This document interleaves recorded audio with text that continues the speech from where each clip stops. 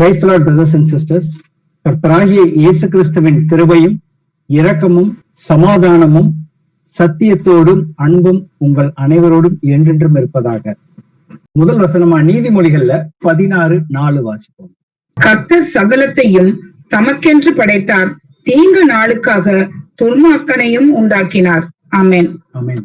So கர்த்தர் தமக்கென்று வானத்தையும் பூமியையும் நாம கண்களுக்கு முன்னாடி பார்க்கிற எல்லாவற்றையுமே, அதே போல பார்க்க முடியாதவைகளையுமே கர்த்தர் வந்துட்டு அவர் தனக்கென்றுதான் உண்டாக்கினார். எல்லா அதிகாரங்கள் ஆனாலும் சரி, கர்த்தத்துவங்கள் ஆனாலும் சரி, சகலமும் அவரை கொண்டு அவருக்கென்று சிருஷ்டிக்கப்பட்டிருக்குன்னு சொல்லி நமக்கு வந்து கொலோசியர்ல 1:16 நமக்கு வசனம் சொல்லுகிறது. கர்த்தர் எல்லாவற்றையுமே தனக்கென்றுதான், மனிதர்களையும் மிருக ஜீவன்களையுமே தனக்கென்றுதான் உண்டு பண்ணியிருக்கிறாரு. ஆனா மனிதர்களை தேவனுடைய சாயலாக உண்டு பண்ணி அவனுடைய இருதயத்துல நித்தியத்தையும் அவன் என்றென்றைக்கும் மகிழ்ச்சியாக இருக்க வேண்டும் என்பதை வந்துட்டு அவனுக்குள்ளாக வைத்திருக்கிறாருங்கிறத நாம வந்து இந்த வசனத்தின் மூலியமாக புரிந்து கொள்ள வேண்டும். அதே சமயத்துல தீங்கு நாளுக்காக துன்மார்க்கனையும் உண்டாக்கி இருக்கிறார். ஆனா கர்த்தர் வந்துட்டு ஒரு சில பேத்த வந்துட்டு நல்லவர்களாக படைத்திருக்கிறாரு, ஒரு சில பேத்த வந்துட்டு தீயவர்களாக படைத்திருக்கிறாருங்கிற மாதிரிதான் வந்துட்டு இந்த வார்த்தைகளை நிதானிச்சு பார்த்தோம்னா நமக்கு தெரியும். தீங்கு நாளுக்காக துன்மார்க்கனையும் உண்டாக்கினார்னு சொல்லிட்டு. ஆனா இதே இன்னொரு இடத்துல வந்துட்டு 1 தீமோத்தேயு 2:4 சொல்கிறது, எல்லா மனுஷனும் ரட்சிக்கப்படவும், எப்படி ரட்சிக்கப்படவும், சத்தியத்தை அறிகிற அறிவை அடையவும் அவர் சித்தம் உள்ளவராக இருக்கிறார். இந்த உலகத்துல இருக்கிற ஒரு மனுஷனுமே துன்மார்க்கனாக இருக்கக்கூடாது. எல்லா மனிதர்களுமே வந்து ரட்சிப்புக்குள்ள வந்துட்டு வரணுங்கிறது கர்த்தருடைய சித்தமாக இருக்கிறது. வாசிப்போம் 1 தெசலோனியர் 5:9. தேவன் நம்மை கோப ஆக்கினைக்கென்று நியமிக்காமல் நம்முடைய கர்த்தராகிய இயேசு கிறிஸ்து மூலமாய் ரட்சிப்பு அடைவதற்கு என்று நியமித்தார். ஆமென். ஆமென். துன்மார்க்கர்கள் அனைவரையுமே வந்துட்டு தீங்கு நாளுக்காக தான் வந்துட்டு கர்த்தர் வந்துட்டு உண்டாக்கி இருக்காருன்னு நம்ம ஏற்கனவே படிச்சோம். ஆனா வந்துட்டு நாம எல்லோருமே, ஏன்னா மனிதர்கள் எல்லோருமே பாவம் செய்து தேவனுடைய மகிமையை இழந்து விட்டார்கள். ஆனா நம்முடைய கர்த்தராகிய இயேசு கிறிஸ்துவின் மூலமாக நாம வந்துட்டு பாவத்திலிருந்து விடுதலை அடைந்து நாம வந்து ரட்சிக்கப்படுவதற்காக நமக்கு வந்துட்டு கர்த்தர் எல்லா வழிகளையுமே நமக்கு வந்துட்டு திறந்து கொடுத்திருக்கிறாரு. சோ இதை நாம வந்துட்டு அறிந்த பிள்ளைகளாக தான் வந்துட்டு இவ்வளவு நாளா வந்துட்டு நாம கர்த்தரோடு வந்துட்டு நாம வந்து பயணித்து கொண்டிருக்கிறோம். இந்த சுவிசேஷத்தை, இந்த எளிமையான சுவிசேஷம், மனிதர்களுக்காக, மனிதர்கள் பாவங்கள் மன்னிக்கப்படுவதற்காக கர்த்தராகிய இயேசு கிறிஸ்து வானத்தையும் பூமியையும் உண்டாக்கினவர் தன்னை தாழ்த்தி மனித ரூபம் எடுத்து நமக்காக நம்முடைய பாவங்களை வந்துட்டு சுமந்து தீர்த்தார். யார் யாரெல்லாம் அவரை சொந்த இரட்சகராக ஏற்றுக்கொள்கிறார்களோ அவர்களை கர்த்தர் வந்துட்டு பாவத்திலிருந்து விடுதலையாக்கி அவருக்கு வந்துட்டு நித்திய ஜீவனை வந்துட்டு அளிப்பேன்னு சொல்லி அவர் வந்துட்டு வாக்குத்தத்தம் பண்ணி கொடுத்திருக்கிறாரு. வாசிப்போமே எபிரேயர்ல 6வது அதிகாரத்துல 1-2 வசனங்கள். ஆகையால் கிறிஸ்துவை பற்றி சொல்லிய மூல உபதேச வசனங்களை நாம் விட்டு செத்த கிரியைகளுக்கு நீங்களாகும் மனம் திரும்புதல், தேவன் பேரில் வைக்கும் விசுவாசம், ஞானஸ்தானம் கடத்த உபதேசம், கைகளை வைக்குதல், மருத்துவரின் உயிர்த்தெழுதல், நித்திய நியாய தீர்ப்பு என்பவைகளாகிய அஸ்திபாரத்தை மறுபடியும் போடாமல் பூர்ணராகும்படி கடந்து போவோமாக. ஆமேன். ஆமேன். சோ ஒரு மனிதன் வந்துட்டு ரட்சிப்படைய வேண்டும், பாவத்திலிருந்து விடுதலை பெற்று நித்திய ஜீவனுக்குள்ள போகணும்னாக்க கர்த்தர் வந்துட்டு அடிப்படையாக அவன் வந்துட்டு செத்த கிரிகைகளுக்கு, பாவத்திலிருந்து அவன் முழுமையாக மனம் திரும்ப வேண்டும். மனம் திரும்ப வேண்டும் என்றால் அவன் வந்துட்டு மனிதனாக அது மனம் திரும்ப முடியாது. கர்த்தர் தனக்காக இந்த வானத்தையும் பூமியையும் உண்டாக்கினவர் தனக்காக அன்பை எப்படி வெளிப்படுத்தினாருங்கிறத வந்துட்டு அவன் அதை முழுமையாக புரிந்து கொண்டு தேவன் பேரில வந்துட்டு விசுவாசம் வைக்கணும். அந்த விசுவாசத்தை தேவன் பேர இருதயத்துல வைத்து அதை வந்து கிரிகைகளை வெளிப்படுத்துறது தான் வந்துட்டு அடுத்தது வந்துட்டு ஞானஸ்தானம். நாம ஞானஸ்தானம் பெற்றுக்கொள்ளும் பொழுது பரிசுத்த ஆவியின் வரங்களை நாம பெற்றுக்கொள்கிறோம். ஆவியானவர் நமக்குள்ள வருகிறார். அவர் வந்தவர் வந்துட்டு நமக்கு அநேக அதிகாரங்களை கொடுக்கிறாரு. பிசாசுகளை ஓட்டவும், தீர்க்க தரிசனங்களை உரைக்கவும், வியாதிகளை சுகப்படுத்தவும் சொல்லி நமக்கு அநேக வரங்களை வந்துட்டு கர்த்தர் வந்துட்டு கொடுத்திருக்கிறாரு.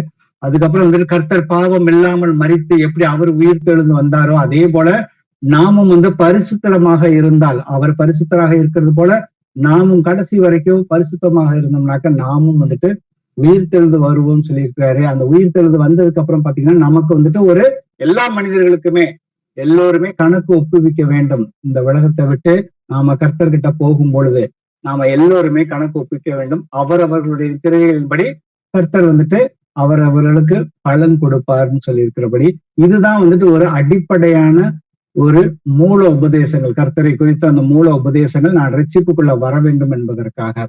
ஆனா அதுக்கப்புறம் இதவே நாம வந்துட்டு மறுபடியும் வந்துட்டு இதுக்குள்ளே வந்துட்டு சுத்திக்கிட்டே இருக்கக்கூடாது. இதையெல்லாம் நாம கடந்து பூரணராகும்படி கடந்து போக வேண்டும் என்பதுதான் வந்துட்டு கர்த்தருடைய சித்தமாக இருக்குது.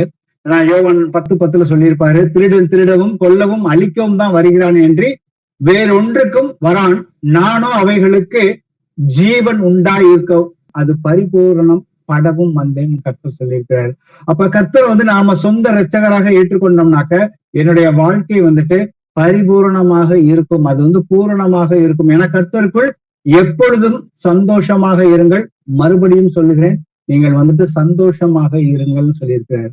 அப்ப நாம வந்துட்டு பூரணமாக நாம வந்து கடந்து போகணும்னு சொல்றப்ப நாம வந்துட்டு அவரை அறிகிற அறிவுல வந்துட்டு கர்த்தர் யாருங்கிறத அறிந்து கொண்டால் வந்துட்டு நாம வந்துட்டு அவருக்கு வந்துட்டு மிகுந்த வந்து கனிகளை கொடுக்கணும். அப்பொழுதுதான் வந்துட்டு பிதாவானவர் வந்துட்டு மகிமைப்படுவார். அப்பொழுது நீங்கள் எனக்கு சீஷராக இருப்பீர்கள்னு சொல்லியிருக்கிறாரு.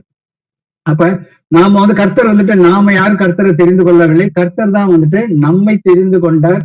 அப்ப அவருக்கு நாம வந்துட்டு எதற்காக தெரிந்து கொண்டார்? நாம வந்து மிகுந்த கனிகளை கொடுக்க வேண்டும் என்பதற்காக தான் அவர் வந்து நம்மளை வந்துட்டு தெரிந்து கொண்டிருக்கிறார். அப்ப முதல் கனியாக வந்துட்டு பாத்தீங்கன்னா மனம் திரும்புதலுக்கு ஏற்ற கனிகளை நாம வந்துட்டு கொடுக்கணும். நமக்கு இருக்கிற கர்த்தருடைய ஆவியை பெற்றுக்கொண்டவர்கள் நாம வந்துட்டு நன்மை செய்கிறவர்களாக தான் எப்பொழுதுமே இருக்க வேண்டும். ஏன்னா சோர்ந்து போகாமல் நற்கிரிகளை செய்து அதனால வந்துட்டு பிதாவானவர் வந்துட்டு மகிமை அடைவார்னு சொல்லியிருக்கிறாங்க. 2வது கனி பாத்தீங்கன்னாக்க ஆவியின் கனியாகிய அந்த அன்பு, சந்தோஷம், சமாதானம், நீடிய பொறுமை, தயவு, நற்குணம், விசுவாசம், சாந்தம், இச்சையடக்கம். சோ இந்த கனிகள்ல நாம அனுதினமும் வந்துட்டு வளரணும். எதுலையாவது வந்துட்டு பூரணப்படாம இருந்தோம்னாக்கா அதற்காக ஜெபம் பண்ணி அந்த கனிகளை வந்துட்டு நாம வந்துட்டு முழுமை அடைய வேண்டும் என்பதுதான் வந்துட்டு கர்த்தருடைய சித்தமாக இருக்கிறது. 3வது கனியாகிய அந்த ஆத்துமாங்கிற அந்த கனிகளை நாம வந்துட்டு அந்த எளிமையான சுவிசேஷத்தை மக்கள் எல்லோரிடத்திலும் போய் நாம வந்துட்டு அறிவிக்கிற பிள்ளைகளாக இருக்கணும். அடுத்தது கடைசியா பாத்தீங்கன்னாக்க நாம கர்த்தருக்கு என்றென்றும் நன்றி உள்ளவர்களாக இருக்க வேண்டும் என்பதுதான் வந்துட்டு கர்த்தருடைய சித்தமாக இருக்கிறது. வாசிப்போம், பிலிப்பியர்ல 2:12 வாசிப்போம். ஆதலால் எனக்கு பிரியமானவர்களே, நீங்கள் எப்பொழுதும் கீழ்ப்படுகிறபடியே நான் உங்களுக்கு சமீபமாய் இருக்கும் பொழுது மாத்திரமல்ல, நான் தூரமாய் இருக்கிற இப்பொழுதும் அதிக பயத்தோடும் நடுக்கத்தோடும் உங்கள் ரட்சிப்பு நிறைவேற பிரயாசப்படுங்கள். ஆமென். ஆமென். இப்ப நாம வந்துட்டு அந்த அடிப்படையான உபதேசங்கள் எல்லாமே நமக்கு வந்து முழுமையாக எந்த நேரத்துல யாரு நம்மளுடைய நம்பிக்கையை குறித்து கேட்கிறப்போ வந்து எப்பொழுது சொல்றதுக்கு ஆயத்தமாக இருக்கணும்னு சொல்லி நம்ம கட்டளை பெற்றிருக்கிறோம். சோ அந்த விஷயங்கள் அடிப்படையான விஷயங்கள்ல நாம வந்துட்டு மூல உபதேசங்கள்ல தெளிவா இருந்தோம்னாக்கதான் வந்துட்டு நம்மளுடைய ரட்சிப்பு. ஏன்னா நாம வந்து நீடிய பொறுமையாக இருக்கணும். கர்த்தர் வர வரைக்கும் நாம நீடிய பொறுமையாக தான் இருக்க வேண்டும். இந்த உலகத்துல நமக்கு அநேக உபத்திரவங்கள் உண்டு, ஆனால் திடம் கொள்ளுங்கள், நான் ஜெயம் கொண்டது போல நீங்களும் ஜெயிப்பீர்கள் கர்த்தர் சொல்லியிருக்கிறாரு. அப்ப நம்மளுடைய ரட்சிப்பு நிறைவேறுவதற்கு நாம வந்துட்டு பிரயாசப்படணும்னு சொல்லியிருக்கிறாரு கர்த்தர் வந்துட்டு. அப்ப அது எப்படி வந்துட்டு நம்ம வந்துட்டு பிரயாசப்படணும், எந்தெந்த காரியங்கள் செய்யக்கூடாது அப்படிங்கிறத குறிச்சுமே கீழே ஒரு 3 வசனங்களை சொல்லியிருக்காரு. பிலிப்பியர்ல 2:14 வரைக்கும் வாசிப்போம். நான் வீணாக ஓடினதும் வீணாக பிரயாசப்பட்டதும் இல்லை என்கிற மகிழ்ச்சி கிறிஸ்துவின் நாளில் எனக்கு உண்டாயிருப்பதற்கு ஜீவ வசனத்தை பிடித்துக் கொண்டு உலகத்திலே சுடர்களைப் போல பிரகாசிக்கிற நீங்கள் கோணலும் மாறுபாடுமான சந்ததியின் நடுவிலே குற்றம் மற்றவர்களும் கபடற்றவர்களும் தேவனுடைய மாசற்ற பிள்ளைகளாய் இருக்கும்படிக்கு எல்லாவற்றையும் முறுமுறுப்பு இல்லாமலும் தர்கிப்பு இல்லாமலும் செய்யுங்கள். ஆமென். ஆமென். சோ நம்மளுடைய ரட்சிப்பு எப்படி வந்துட்டு நிறைவேறும், முழுமை பெறும் அப்படின்னு பார்த்தோம்னாக்க நாம வந்துட்டு கர்த்தர் எனக்குள்ள ஆவியானவராக வந்திருக்கிறார். அப்ப நான் அவருடைய வார்த்தைகளை ஜீவ வசனத்தை பிடித்து கொண்டு உலகத்திலே சுடர்களை போல பிரகாசிக்கிற நீங்கள்னு சொல்லியிருக்காரு. நீங்க பாத்தீங்கன்னாக்க இந்த வானத்துல இருக்கிற சுடர்களை நீங்க பாருங்க, அதுல நட்சத்திரங்களையும் பாருங்க, சந்திரனையும் பாருங்க, சூரியனையும் பாருங்க. பகல்ல வந்துட்டு அது வெளிச்சத்தை கொடுக்குது, இரவுல பாத்தீங்கன்னாக்க சந்திரன் வந்து வெளிச்சத்தை கொடுக்குது, அந்த நட்சத்திரங்களை பாக்குறீங்க. எப்படி வந்துட்டு இவைகள் எல்லாம் பிரகாசமாக இருக்கிறதோ அதே போல நாமளும் ஜீவ வசனத்தை பிடித்து கொண்டு நம்மளுடைய வாழ்க்கையின் மாற்றங்களை வந்து மற்றவர்கள் பார்க்கும் பொழுது, நாம மற்றவர்களை வந்துட்டு இருளிலிருந்து வெளிச்சத்துக்கு கொண்டு வரும் பொழுது, அப்ப நாமும் வந்து அந்த சுடர்களை போல இருக்கிறோம்னு வந்து கர்த்தர் வந்து சொல்லியிருக்காரு. ஏன்னா நான் வந்து இந்த உலகத்துக்கு உப்பாக ஒளியாக இருக்கிறது போல நீங்கள் ஒவ்வொருவரும் கர்த்தராகி இயேசு கிறிஸ்துவின் ஆவியை பெற்றுக்கொண்டவர்கள் வந்துட்டு இந்த உலகத்துல வந்துட்டு வாழ்ந்துதான் ஆக வேண்டும். ஆனா வாழ்றப்ப பாத்தீங்கன்னா நம்மளை சுற்றி இருக்கிற வந்துட்டு மாறுபாடான இந்த சந்ததிக்கு நடுவுல வந்துட்டு நம்ம மேல எந்த ஒரு குற்றமும் வரக்கூடாது. குற்றம் இல்லாம நாம வந்துட்டு பரிசுத்தமா வாழணும்னு சொல்லியிருக்காரு. அதற்கு 2 அடிப்படையான காரணங்கள் பாத்தீங்கன்னாக்க, எந்த காரியத்தை நாம செய்திருந்தாலும் முறுமுறுப்பு இல்லாமல், தர்க்கம் பண்ணாமல், வாக்குவாதம் பண்ணாமல் வந்துட்டு எதையுமே வந்துட்டு செய்யுங்கள்னு சொல்லியிருக்காரு. இன்னைக்கு வந்துட்டு அந்த முறுமுறுப்பு குறித்து தான் நம்ம வந்துட்டு இன்னைக்கு அதிகமாக வந்து பார்க்க போறோம். ஏன்னா வந்துட்டு நம்ம வந்து ரட்சிக்கப்பட்டவர்கள் எல்லோருமே பாத்தீங்கன்னாக்க, எனக்குள்ள வந்துட்டு பெரிய பெரிய பாவங்கள் இருக்காது. ஆனா என்னுடைய அனுதின வாழ்க்கையிலும் ஏதாவது ஒரு காரியத்துல வந்துட்டு கர்த்தருடைய ஆவியை பெற்றுக்கொண்டும் வந்துட்டு நான் வந்துட்டு எனக்குள்ளாக புலம்புகிறேனா. முறுமுறுப்புங்கிறது பாத்தீங்கன்னாக்க கிரேக்க பதத்துல போய் பார்த்தோம்னாக்க அந்த மெல்லிய சத்தத்தோடு நமக்கு ஒரு அசௌகரியமான ஒரு சூழல் வரும் பொழுது, இல்ல ஒரு கடினமான பாதைகள்ல நாம சென்று கொண்டு இருக்கும் பொழுதோ, இல்ல வந்துட்டு நமக்கு கஷ்டங்கள் ஏற்படும் பொழுது பாத்தீங்கன்னாக்க, நாம எவ்வளவு விசுவாசத்துக்குள்ளாக இருந்தாலும், நாம ஜெபம் பண்ணாலும், ஆனால் அதை வந்துட்டு சில நேரங்கள்ல வந்துட்டு முக்காவாசி நேரங்கள்ல அதை முறுமுறுத்து கொண்டுதான் நாம வந்துட்டு செய்கிறோம். ஏன்னா கர்த்தர் வந்துட்டு யோவான்ல 6வது அதிகாரத்துல 43வது வசனத்தை மட்டும் வாசிப்போம். இயேசு அவர்களுக்கு பிரதியுத்தரமாக, உங்களுக்குள்ளே முறுமுறுக்க வேண்டாம். ஆமென். எதற்காக அங்க இருந்த சீஷர்கள் மற்றவர்கள் எல்லாம் முறுமுறுத்தார்கள்னு பாத்தீங்கன்னாக்க, கர்த்தர் சொல்றாரு, நானே வானத்திலிருந்து வந்த அப்பம் என்று சொன்னது நிமித்தம் யூதர்கள் அவரை குறித்து முறுமுறுத்தார்கள்னு வந்து வசனம் இருக்கு. ஆனா கர்த்தர் கட்டளையா சொல்றாரு, உங்களுக்குள்ளே நீங்கள் முறுமுறுக்க கூடாதுன்னு சொல்லியிருக்காரு. அப்ப 1 கொரிந்தியர் 10:10-11 வாசிப்போமே. அவர்களில் சிலர் முறுமுறுத்து சங்காரக்காரனாலே அழிக்கப்பட்டார்கள். அதுபோல நீங்களும் முறுமுறுக்காதிருங்கள். இவைகள் எல்லாம் திருஷ்டாந்தங்களாக அவர்களுக்கு சம்பவித்தது. உலகத்தின் முடிவு காலத்தில் உள்ள நமக்கு எச்சரிப்பு உண்டாகும்படி எழுதப்பட்டும் இருக்கிறது. ஆமீன். ஆமீன். அவர்களில் சிலர் முறுமுறுத்து, யார் இந்த அவர்கள்? இஸ்ரவேல் ஜனங்களை தான் வந்துட்டு கர்த்தர் வந்துட்டு இந்த இடத்துல வந்துட்டு குறிப்பிடுறார்கள். அவர்கள் சிலர் முறுமுறுத்து சங்காரக்காரனாலே அழிக்கப்பட்டார்கள். அது போலும் நீங்களும் முறுமுறுக்காதீர்கள்னு சொல்லி பவுல் வந்துட்டு இங்க வந்துட்டு கொரிந்தியரை நம்ம எல்லோரையுமே பார்த்துதான் வந்துட்டு அவர் வந்துட்டு சொல்றாரு. இது எல்லாமே உங்களுக்கு வந்துட்டு திருஷ்டாந்தங்களாக ஏற்கனவே நடந்த சம்பவங்களை வந்துட்டு உங்களுக்கு வந்துட்டு எப்பொழுதுமே வந்துட்டு நாம மனசுல நிறுத்திக்கணும். ஏன்னா இதே போலதான் உலகத்தின் முடிவு காலத்திலும் நமக்கு எச்சரிப்பு உண்டாகும்படி எழுதப்பட்டும் இருக்கிறது. நமக்கு இதுக்குண்டான சில கிராஸ் ரெஃபரன்ஸ் வசனங்களையும் பார்ப்போம்.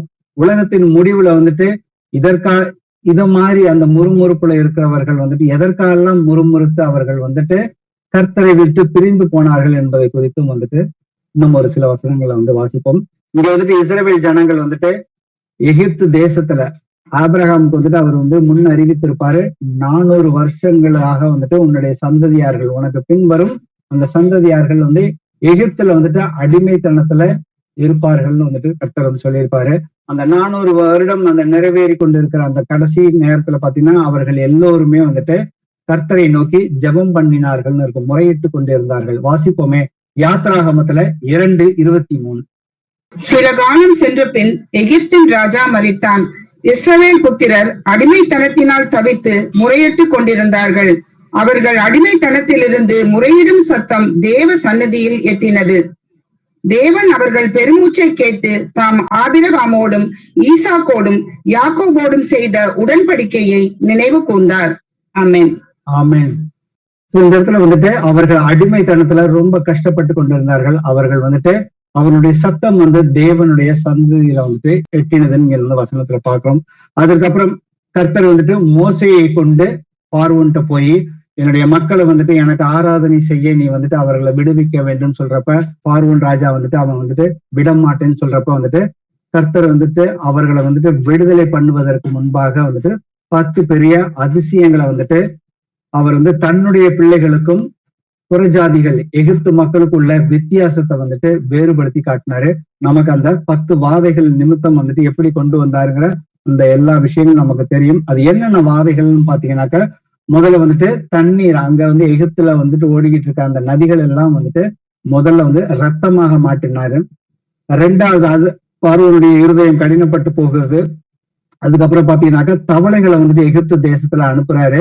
ஆனா வந்துட்டு இஸ்ரவேல் மக்கள் வந்துட்டு அவர்களுக்குள்ளாக தவளைகளை கர்த்தர் வந்து அனுப்பல. அதுக்கப்புறம் 3வது வாதை பாத்தீங்கன்னா பேன்களை அனுப்புறாரு. 4வது வண்டுகளை அனுப்புறாரு. அடுத்தது வந்துட்டு கொள்ளை நோய்களை அனுப்புறாரு. அதுக்கப்புறம் வந்துட்டு அந்த மிருக ஜீவன்கள் மேலையும் மனிதர்கள் மேலையும் எரிபந்தம் போன்ற கொப்பளங்களை வந்துட்டு அவர்கள் சரீரத்துக்குள்ள வருது. அதுக்கு அடுத்தது 7வது வாதையா வந்துட்டு கர்த்தர் வந்து கல்மலையை வந்துட்டு பொழிந்தாருங்கிறத பார்க்கணும். அடுத்தது 8வது வாதையாக வெட்டுக்கிளிகளை வந்துட்டு தேசம் எங்கும் அதை அனுப்பி அங்க அவர்களுடைய பயிர்கள், அந்த நிலத்துல விளைந்த கனிகள் எல்லாமே வந்துட்டு அதை வந்து நாசம் பண்ணி போட்டது. அடுத்தது 9வது வாதை பாத்தீங்கன்னாக்க 3 நாள் வந்துட்டு எகிப்துல உள்ள மக்கள் வந்துட்டு இருளிலே இருந்தார்கள். ஒருத்தரை பார்க்க முடியாத சூழல்ல இருந்தாங்க. ஆனா இஸ்ரவேல் ஜனங்கள் வந்துட்டு எல்லோருமே வந்து வெளிச்சத்துல வந்து இருந்தார்கள். அதுக்கப்புறம் பாத்தீங்கன்னாக்க 10வது வாதையாக பாத்தீங்கன்னாக்க அந்த தலைச்சன் பிள்ளைகள், அந்த மிருக ஜீவன்களிலும் சரி அந்த தலைச்சன் பிள்ளைகளும் வந்துட்டு கர்த்தர் வந்துட்டு அவர் வந்து சங்காரம் பண்ணினார்னு சொன்னார். அந்த 10 வாதைகள் வந்துட்டு நடந்து முடிந்த அன்றே பாத்தீங்கன்னாக்க அவர்கள் ஜனங்களும் சரி அந்த ராஜாவும் சரி மக்களை வந்துட்டு அனுப்பி விடுறாங்க. அவர்களுக்கு வந்துட்டு விடுதலையை கர்த்தர் வந்துட்டு அவங்களுக்கு வந்துட்டு விடுதலை கொடுக்குறாங்க. இந்த 10 அதிசயங்களையும் அற்புதங்களையும் வந்துட்டு அவர்கள் வந்துட்டு பார்க்கிறாங்க. பார்த்து வந்துட்டு அவங்களுடைய பயணத்தை வந்துட்டு இப்ப செங்கடலை நோக்கி அவர்கள் வந்துட்டு சென்று கொண்டு இருக்கிறார்கள். அப்போ வாசிப்போங்க யாத்ராகமத்துல 13:21. அவர்கள் இரவும் பகலும் வழி நடக்க கூடும்படிக்கு கர்த்தர் பகலில் அவர்களை வழிநடத்த மேக ஸ்தம்பத்திலும் இரவில் அவர்களுக்கு வெளிச்சம் காட்ட அக்கினி ஸ்தம்பத்திலும் அவர்களுக்கு முன் சென்றார். ஆமென். ஆமென். இந்த இடத்துல வந்து கர்த்தர் வந்துட்டு அவங்க வந்துட்டு மோசையோட அனுப்புனாரு. ஆனா ஜனங்கள் மத்தியில வந்துட்டு கர்த்தர் வந்துட்டு எப்பொழுதுமே இருந்து கொண்டிருந்தாருங்கிறதுக்கு வந்துட்டு அடையாளமாக பாத்தீங்கன்னா கர்த்தர் வந்துட்டு இரவுலையும் பகலையும் வந்துட்டு பகல்ல வந்துட்டு மேக ஸ்தம்பங்களாகவும் இரவுல வந்துட்டு அக்னி ஸ்தம்பத்திலும் வந்துட்டு அவர்களுக்கு முன் சென்றார். இதை வந்துட்டு ஜனங்கள் எல்லோருமே வந்துட்டு அறிந்திருந்தார்கள். ஆனா அப்படி அறிந்திருந்தும் வந்து பாத்தீங்கன்னாக்க அவர்கள் செங்கடலை வந்துட்டு நெருங்கினதுக்கு அப்புறம் வந்துட்டு அதுக்கப்புறம் வந்துட்டு அங்க வந்து போகிறதுக்கு வழியே இல்லை. அவர்கள் 2 நாள் பயணம் கிட்டத்தட்ட ஆக்சுவலா பாத்தீங்கன்னாக்க இப்போ வாசிப்போங்க யாத்ராகமத்துல 14வது அதிகாரத்துல 10-14 வரைக்கும். பார்வோன் சமீபத்து வருகிற போது இஸ்ரவேல் புத்திரர் தங்கள் கண்களை ஏறெடுத்து பார்த்து எகிப்தியர் தங்களுக்கு பின்னே வருகிறதை கண்டு மிகவும் பயந்தார்கள். அப்பொழுது இஸ்ரவேல் புத்திரர் கர்த்தரை நோக்கி கூப்பிட்டார்கள். அன்றியும் அவர்கள் மோசையை நோக்கி, எகிப்திலே பிரேத குழிகள் இல்லை என்றா வனாந்தரத்திலே சாகும்படிக்கு எங்களை கொண்டு வந்தீர். நீர் எங்களை எகிப்திலிருந்து புறப்பட பண்ணினதினால் எங்களுக்கு இப்படி செய்தது என்ன? நாங்கள் எகிப்திலே இருக்கும்போது நாங்கள் எகிப்தியருக்கு வேலை செய்ய எங்களை சும்மா விட்டுவிடும் என்று சொன்னோம் அல்லவா? நாங்கள் வனாந்தரத்திலே சாகிறதை பார்க்கிலும் எகிப்தியருக்கு வேலை செய்கிறது எங்களுக்கு நலமாய் இருக்குமே என்றார்கள். அப்பொழுது மோசே ஜனங்களை நோக்கி, பயப்படாதிருங்கள், நீங்கள் நின்று கொண்டு இன்றைக்கு கர்த்தர் உங்களுக்கு செய்யும் ரட்சிப்பை பாருங்கள். இன்றைக்கு நீங்கள் காண்கிற எகிப்தியரை இனி என்றென்றைக்கும் காண மாட்டீர்கள். கர்த்தர் உங்களுக்காக யுத்தம் பண்ணுவார், நீங்கள் சும்மா இருப்பீர்கள் என்றான். ஆமேன். ஆமேன். இப்ப இந்த வசனங்கள் நம்ம 5 வசனங்களை பார்த்தோம். இதுல வந்துட்டு அவர்கள் வந்துட்டு கர்த்தர் செய்த அந்த 10 அதிசயங்களையும் அவர்கள் வந்துட்டு பார்த்தார்கள். பார்த்து வந்துட்டு அந்த அடிமைத்தனத்துல இருந்து அவர்கள் வந்துட்டு சந்தோஷமாக வனாந்தரத்துல வந்துட்டு நடந்து வந்தாங்க. செங்கடலை வந்துட்டு அடைந்ததுக்கு அப்புறம் பாத்தீங்கன்னா பின்னாடி வந்துட்டு பார்வோன் வந்துட்டு தன்னுடைய போர் வீரர்களோட இவர்களை வந்துட்டு பின்தொடர்ந்து வருகிறத வந்துட்டு பார்க்கிறார்கள். ஆனா கர்த்தர் வந்துட்டு அவர்களுக்கு பாதுகாப்பதற்காக அவங்க நடுவுல இருக்கிறார், மேகஸ்தம்பத்துல இருக்கிறாருங்கிறத அவர்கள் வந்துட்டு அவர்களால வந்துட்டு முழுமையாக உணர்ந்து கொள்ளவில்லை. ஏன்னா அவர்களுக்குள்ளாக வந்துட்டு அவர்கள் கண்கள் எதை பார்த்ததோ அது சரி இருதயத்துக்குள்ள வந்துட்டு அது வந்து பயமாக மாறிவிட்டது. அவர்கள் எல்லாவற்றையுமே வந்துட்டு மறந்து விட்டுட்டாங்க இந்த இடத்துல. அதுக்கப்புறம் பாத்தீங்கன்னா முதல்ல வந்துட்டு இருந்த போதிலும் அவர்கள் முதல்ல வந்துட்டு கர்த்தரை நோக்கி கூப்பிட்டார்கள். அதுக்கப்புறம் பாத்தீங்கன்னாக்க மோசேக்கு எதிராக வந்துட்டு முறுமுறுக்க ஆரம்பிச்சுட்டாங்க, திட்ட ஆரம்பிச்சுட்டாங்க, ஏன் இப்படி பண்ணுனீங்கன்னு சொன்னப்ப. ஆனா அவங்களுக்கு வந்துட்டு அந்த இடத்துல பாத்தீங்கன்னாக்க மோசே வந்துட்டு நீங்க வந்துட்டு பயப்படாதீங்க, இது வந்துட்டு கர்த்தருடைய யுத்தம் தான், நீங்க வந்துட்டு சும்மா இருங்கன்னு சொல்லி அவர்களுக்கு வந்துட்டு அங்க வந்துட்டு தைரியமான வார்த்தைகளை, விசுவாசத்துக்குரிய அந்த வார்த்தைகளை வந்துட்டு அங்க வந்துட்டு பேசுறாரு. பேசினதுக்கு அப்புறம் பாத்தீங்கன்னாக்கா அதுக்கப்புறம் நமக்கு நடந்த சம்பவங்கள் வந்துட்டு உங்களுக்கு வந்துட்டு தெரியும். அவர்கள் எல்லோருமே வந்துட்டு செங்கடல்ல வந்துட்டு அவர்கள் வந்து தண்ணியில வந்துட்டு நனைய கூட இல்ல. செங்கடல் பிளந்தது. அவர்கள் வந்து தரையில வந்துட்டு நடந்து வந்தார்கள். நடந்து வந்ததுக்கு அப்புறம் பாத்தீங்கன்னாக்கா அதுக்கப்புறம் கர்த்தர் வந்துட்டு அவர்கள் அந்த பார்வோன் அவனுடைய சேனைகளையும் வந்துட்டு அழித்து போட்டார், தண்ணீரினால் அழித்து போட்டார்னு வந்துட்டு நமக்கு வந்து வசனம் வந்து பார்க்கிறோம். இவ்வளவுத்தையும் அவர்கள் வந்துட்டு பார்க்கிறார்கள். பார்த்த மாத்திரத்திலே வந்துட்டு அவர்கள் வந்து கர்த்தர் மேலையும் மோசே மேலையும் விசுவாசம் வைத்தார்கள்னு சொல்லி யாத்ராகமும் 14:31 சொல்லுது. அதுக்கப்புறம் பாத்தீங்கன்னாக்க யாத்ராகமும் 15:1 வாசிப்போம். அப்பொழுது மோசேயும் இஸ்ரவேல் புத்திரரும் கர்த்தரை புகழ்ந்து பாடின பாட்டு. கர்த்தரை பாடுவேன், அவர் மகிமையாய் வெற்றி சிறந்தார், குதிரையையும் குதிரை வீரனையும் கடலிலே தள்ளினார். ஆமென். இந்த இடத்துல பாத்தீங்கன்னா கர்த்தர் வந்து தங்களுக்கு செய்த எல்லா அதிசயங்களையும் வந்துட்டு அந்த 1வது வசனத்துல இருந்து 10 வரைக்கும் நம்ம வாசிச்சு பார்த்தோம்னு வச்சுக்கோங்களேன். அவங்க வந்துட்டு கர்த்தரை வந்துட்டு துதிச்சு பாடுறாங்க. அவர் கொடுத்த அந்த சாட்சியை வந்துட்டு அவர்கள் வந்துட்டு ஒரு ஆராதனையாக அவர் செய்த ஒவ்வொரு காரியங்களையும் வந்துட்டு டிஸ்கிரைப் பண்ணி வந்துட்டு அவங்க வந்துட்டு அங்க வந்து சந்தோஷத்தோட வந்துட்டு கர்த்தர் வந்துட்டு தங்களை வந்துட்டு வாக்குத்தத்தம் பண்ணினா அந்த தேசத்துக்கு கூட்டிட்டு போறாருன்னு சொல்லி அந்த முழு சந்தோஷத்தோட அவங்களுடைய அதே சமயத்துல அவங்களுடைய எதிர்பார்ப்பும் அதிகமாக இருந்தது. அப்ப அந்த சந்தோஷத்தோட அவர்கள் வந்துட்டு பயணித்து கொண்டு இருக்கிறார்கள். இதே மாதிரிதான் இன்னைக்கு நாமும் வந்துட்டு இன்னைக்கு நிறைய பேத்துக்கு வந்துட்டு நாமும் சத்தியத்தை ஏற்றுக்கொண்டு ரட்சிப்புக்குள்ள வந்து நாம கர்த்தர் வந்துட்டு ஒவ்வொருத்தரையும் ஒவ்வொரு விதமான அதிசயங்களையும் அற்புதங்களையும் செய்து வந்துட்டு கர்த்தர் வந்துட்டு கூட்டிட்டு வந்திருப்பாரு. அவருடைய அதிசயங்களையும் அற்புதங்களையும் நாம வந்துட்டு இன்னைக்கும் வந்துட்டு சாட்சிகளாக நாம அறிவிக்கிற பிள்ளைகளாக இருக்கிறோம்.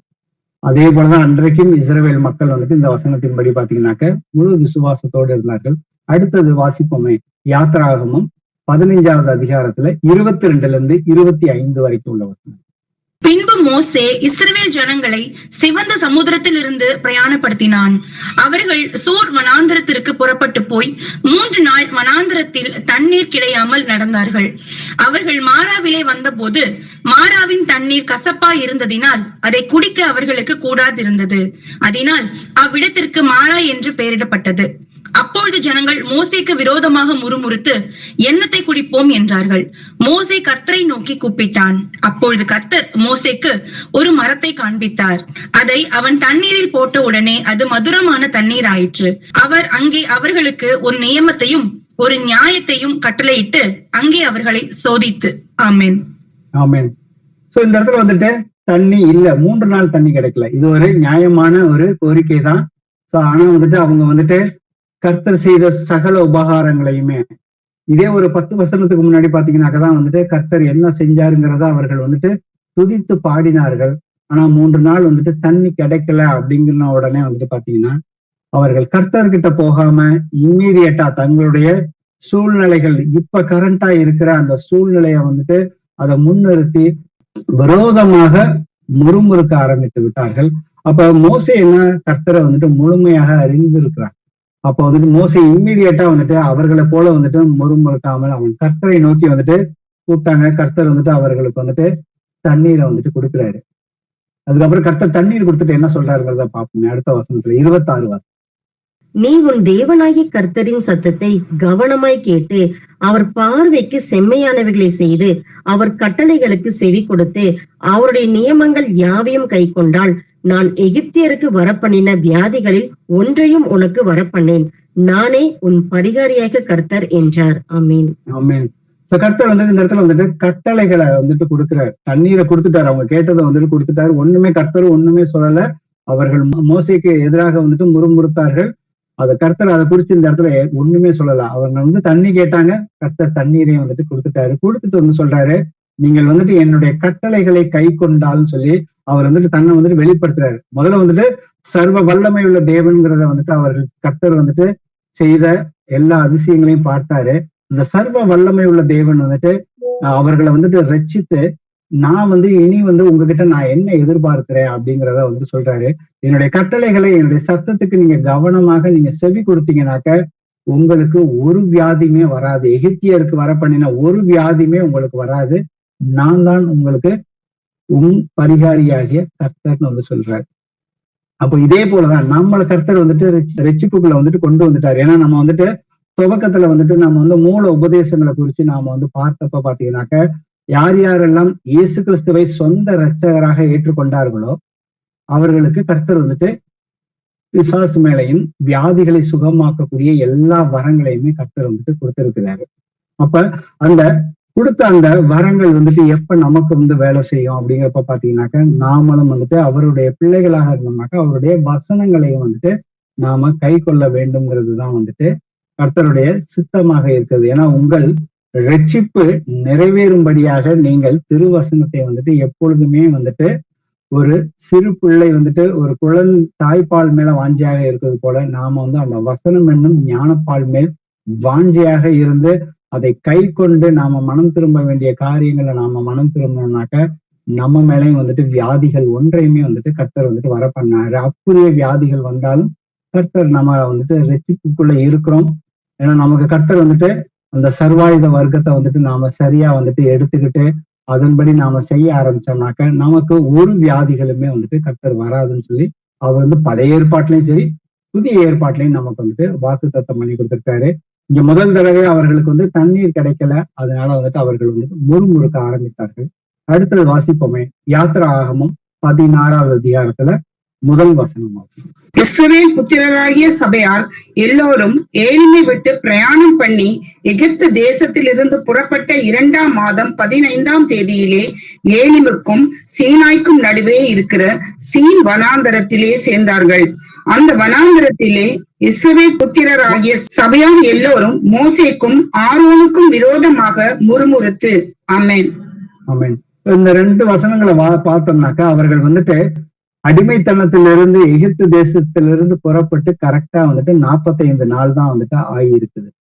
அப்ப 44 அந்த நாள்ல வந்துட்டு அவங்க வந்துட்டு அந்த வனாந்தரத்துல அவங்க வந்துட்டு பிரயாணப்பட்டு வரப்ப பாத்தீங்கன்னா அவங்களுக்கு வந்துட்டு அநேக வந்துட்டு உபத்திரவங்கள் கஷ்டங்கள் ஒவ்வொருத்தருக்கும் ஒவ்வொரு. ஏன்னா அவங்க வந்துட்டு இவ்வளவு நாளா வந்துட்டு எகிப்து தேசத்துல அடிமையா தான் இருந்தாங்க. ஆனா அங்க வந்துட்டு அவர்கள் வந்துட்டு அவர்களுக்குன்னு உள்ள ஒரு சௌகரியமான ஒரு வாழ்க்கையை வந்துட்டு அடிமைத்தனத்துல இருந்தாலும் அவர்கள் வந்து சௌகரியமான வாழ்க்கையை வந்துட்டு வாழ்ந்து கொண்டிருந்தார்கள்.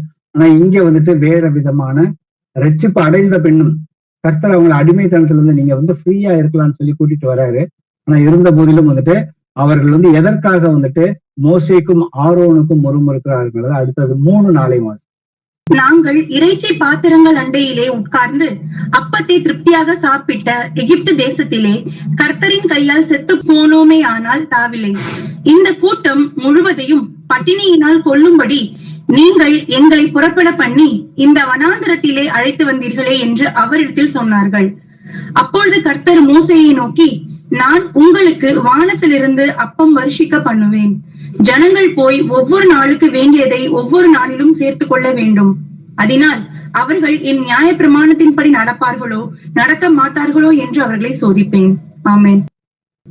அப்ப இந்த இடத்துல பாத்தீங்கன்னாக்கா அவங்க முதல்ல வந்து தண்ணீர் கிடைக்கல, அது ஒரு நியாயமான கோரிக்கை. கர்த்தர் தண்ணீரையும் கொடுத்துட்டாரு. இந்த இடத்துல பாத்தீங்கன்னாக்கா அவர்களுக்கு வந்துட்டு உணவே இல்லை அப்படின்னு சொல்லிட்டு அந்த உணவே இல்லைங்கிறத வந்துட்டு அவங்க வந்து முறையிடாம எங்களுக்கு வந்துட்டு ஏற்கனவே வந்துட்டு நாங்க இருந்த தேசத்துல எங்களுக்கு இந்த மாதிரியான உணவுகள் இருந்துச்சு, இப்ப எங்களுக்கு யாரு உணவு கொடுப்பாங்களோ அப்படின்னு சொல்லிட்டு அவங்க வந்துட்டு பேச ஆரம்பிக்கிறாங்க, முறுமுறுக்க ஆரம்பிக்கிறாங்க. அப்ப கர்த்தர் வந்துட்டு 6-8 வரைக்கும். அப்பொழுது மோசேயும் ஆரோனும் இஸ்ரவேல் புத்திரர் எல்லாரையும் நோக்கி, கர்த்தர் உங்களை எகிப்து தேசத்திலிருந்து புறப்பட பண்ணினவர் என்பதை சாயங்காலத்தில் அறிவீர்கள். விடியற் காலத்தில் கர்த்தருடைய மகிமையும் காண்பீர்கள். கர்த்தருக்கு விரோதமான உங்கள் முறுமுறுப்புகளை அவர் கேட்டார். நீங்கள் எங்களுக்கு விரோதமாய் முறுமுறுக்கிறதற்கு நாங்கள் எம்மாத்திரம் என்றார்கள். பின்னும் மோசே, சாயங்காலத்தில் நீங்கள் புசிக்கிறதற்கு கர்த்தர் உங்களுக்கு இறைச்சியையும் விடியற் காலத்தில் நீங்கள் திருப்தி அடைவதற்கு அப்பத்தையும் கொடுக்கையில் இது விளங்கும். கர்த்தருக்கு விரோதமாக நீங்கள் முறுமுறுத்து உங்கள் முறுமுறுப்புகளை அவர் கேட்டார். நாங்கள் எம்மாத்திரம், உங்கள் முறுமுறுப்புகள் எங்களுக்கு அல்ல, கர்த்தருக்கே விரோதமாய் இருக்கிறது என்றான். ஆமென். அடுத்தாப்புல பாத்தீங்கன்னா அவர்களுடைய கோரிக்கைகள் எல்லாம் மோசே வந்து ஜெபமா போய் கர்த்தர்ட்ட வந்துட்டு அவர் சொல்றப்ப வந்து கர்த்தர் வந்துட்டு நான் வந்துட்டு அவர்களுக்கு நான் உணவு கொடுக்குறேன்னு சொல்லிட்டாரு. ஆனா வந்து அந்த இடத்துல வந்து மோசே பாத்தீங்கன்னாக்க 2வது வசனத்தை நம்ம நிதானிச்சு பார்த்தோம்னாக்க, இந்த வனாந்தரத்திலே இஸ்ரவேல் புத்திரராகிய சபையார் எல்லோரும் மோசேக்கும் ஆரோனுக்கும் விரோதமாக முறுமுறுக்குன்னு போட்டிருக்கு. எல்லோரும் பாத்தீங்கன்னாக்க இந்த இடத்துல வந்து பாத்தீங்கன்னா யோசுவாவும் அதுக்குள்ள வருவாருன்னு நினைக்கிறேன். அதே போல வந்துட்டு காலேபும் அதுக்குள்ள வந்துட்டு வர்றாரு. ஏன்னா அவங்களுக்கு வந்து உணவு கிடைக்கல. சபையார் எல்லோருமே வந்துட்டு முறுமுறுக்க ஆரம்பித்து விட்டார்கள். ஆனா வந்துட்டு வாக்குத்தத்தம் பண்ணப்பட்ட தேசத்துக்குள்ள யார் நுழைஞ்சாங்க கடைசியா பாத்தீங்கன்னாக்க காலேபும் யோசுவாவும் தான். முதல்ல வந்து கர்த்தரை வந்து முழுமையா அறிந்து கொள்ளாத இருந்த நேரத்துல வந்துட்டு அவர்கள் வந்துட்டு தங்களுடைய கஷ்டங்கள் நிமித்தம் வந்துட்டு முறுமுறுத்தார்கள். ஆனா பின்னாடி வந்துட்டு தங்களை தாங்களே வந்து விசுவாசத்தினாலே வந்துட்டு கர்த்தர் செய்த அற்புதங்களை வந்து அவர்கள் வந்துட்டு நினைவு கூர்ந்து அதன்படி நடக்க ஆரம்பித்தார்கள். அதனால வந்துட்டு அவர்கள் வந்து வாக்குத்தத்தம் பண்ணப்பட்ட தேசத்துக்குள்ள வந்து நுழைந்தார்கள். அப்ப இந்த இடத்துல பாத்தீங்கன்னாக்க மோசே இன்னொன்னு சொல்றாரு, நீங்க வந்து எங்களுக்கு விரோதமாக நீங்க முறுமுறுக்கிறீங்க, நீங்க நினைக்கிறீங்க, நீங்க எங்களுக்கு அல்ல, நீங்க வந்து எங்களுக்கு எதிராக முறுமுறுக்கிறதுக்கு நாங்க எம்மாத்திரம், நீங்கள் முறுமுறுக்கிறது எல்லாமே வந்துட்டு கர்த்தருக்கு விரோதமாக தான் வந்துட்டு முறுமுறுக்கிறீர்கள்ங்கிறத வந்துட்டு சொல்றாரு. இன்னைக்கு நாமளும் கூட ஏதாவது ஒரு காரியத்துல வந்துட்டு நாம வீட்டுக்குள்ளேயும் சரி, நாம வேலை செய்யற இடமா இருந்தாலும் சரி, எந்த ஒரு இடத்துலயும் நமக்கு வந்துட்டு அநேக உபத்திரவங்கள் இருக்கும், அசௌகரியமான வந்து ஒரு சூழல்கள் வரும். நாம நினைச்ச மாதிரி எந்த காரியங்களும் வந்துட்டு போகாது.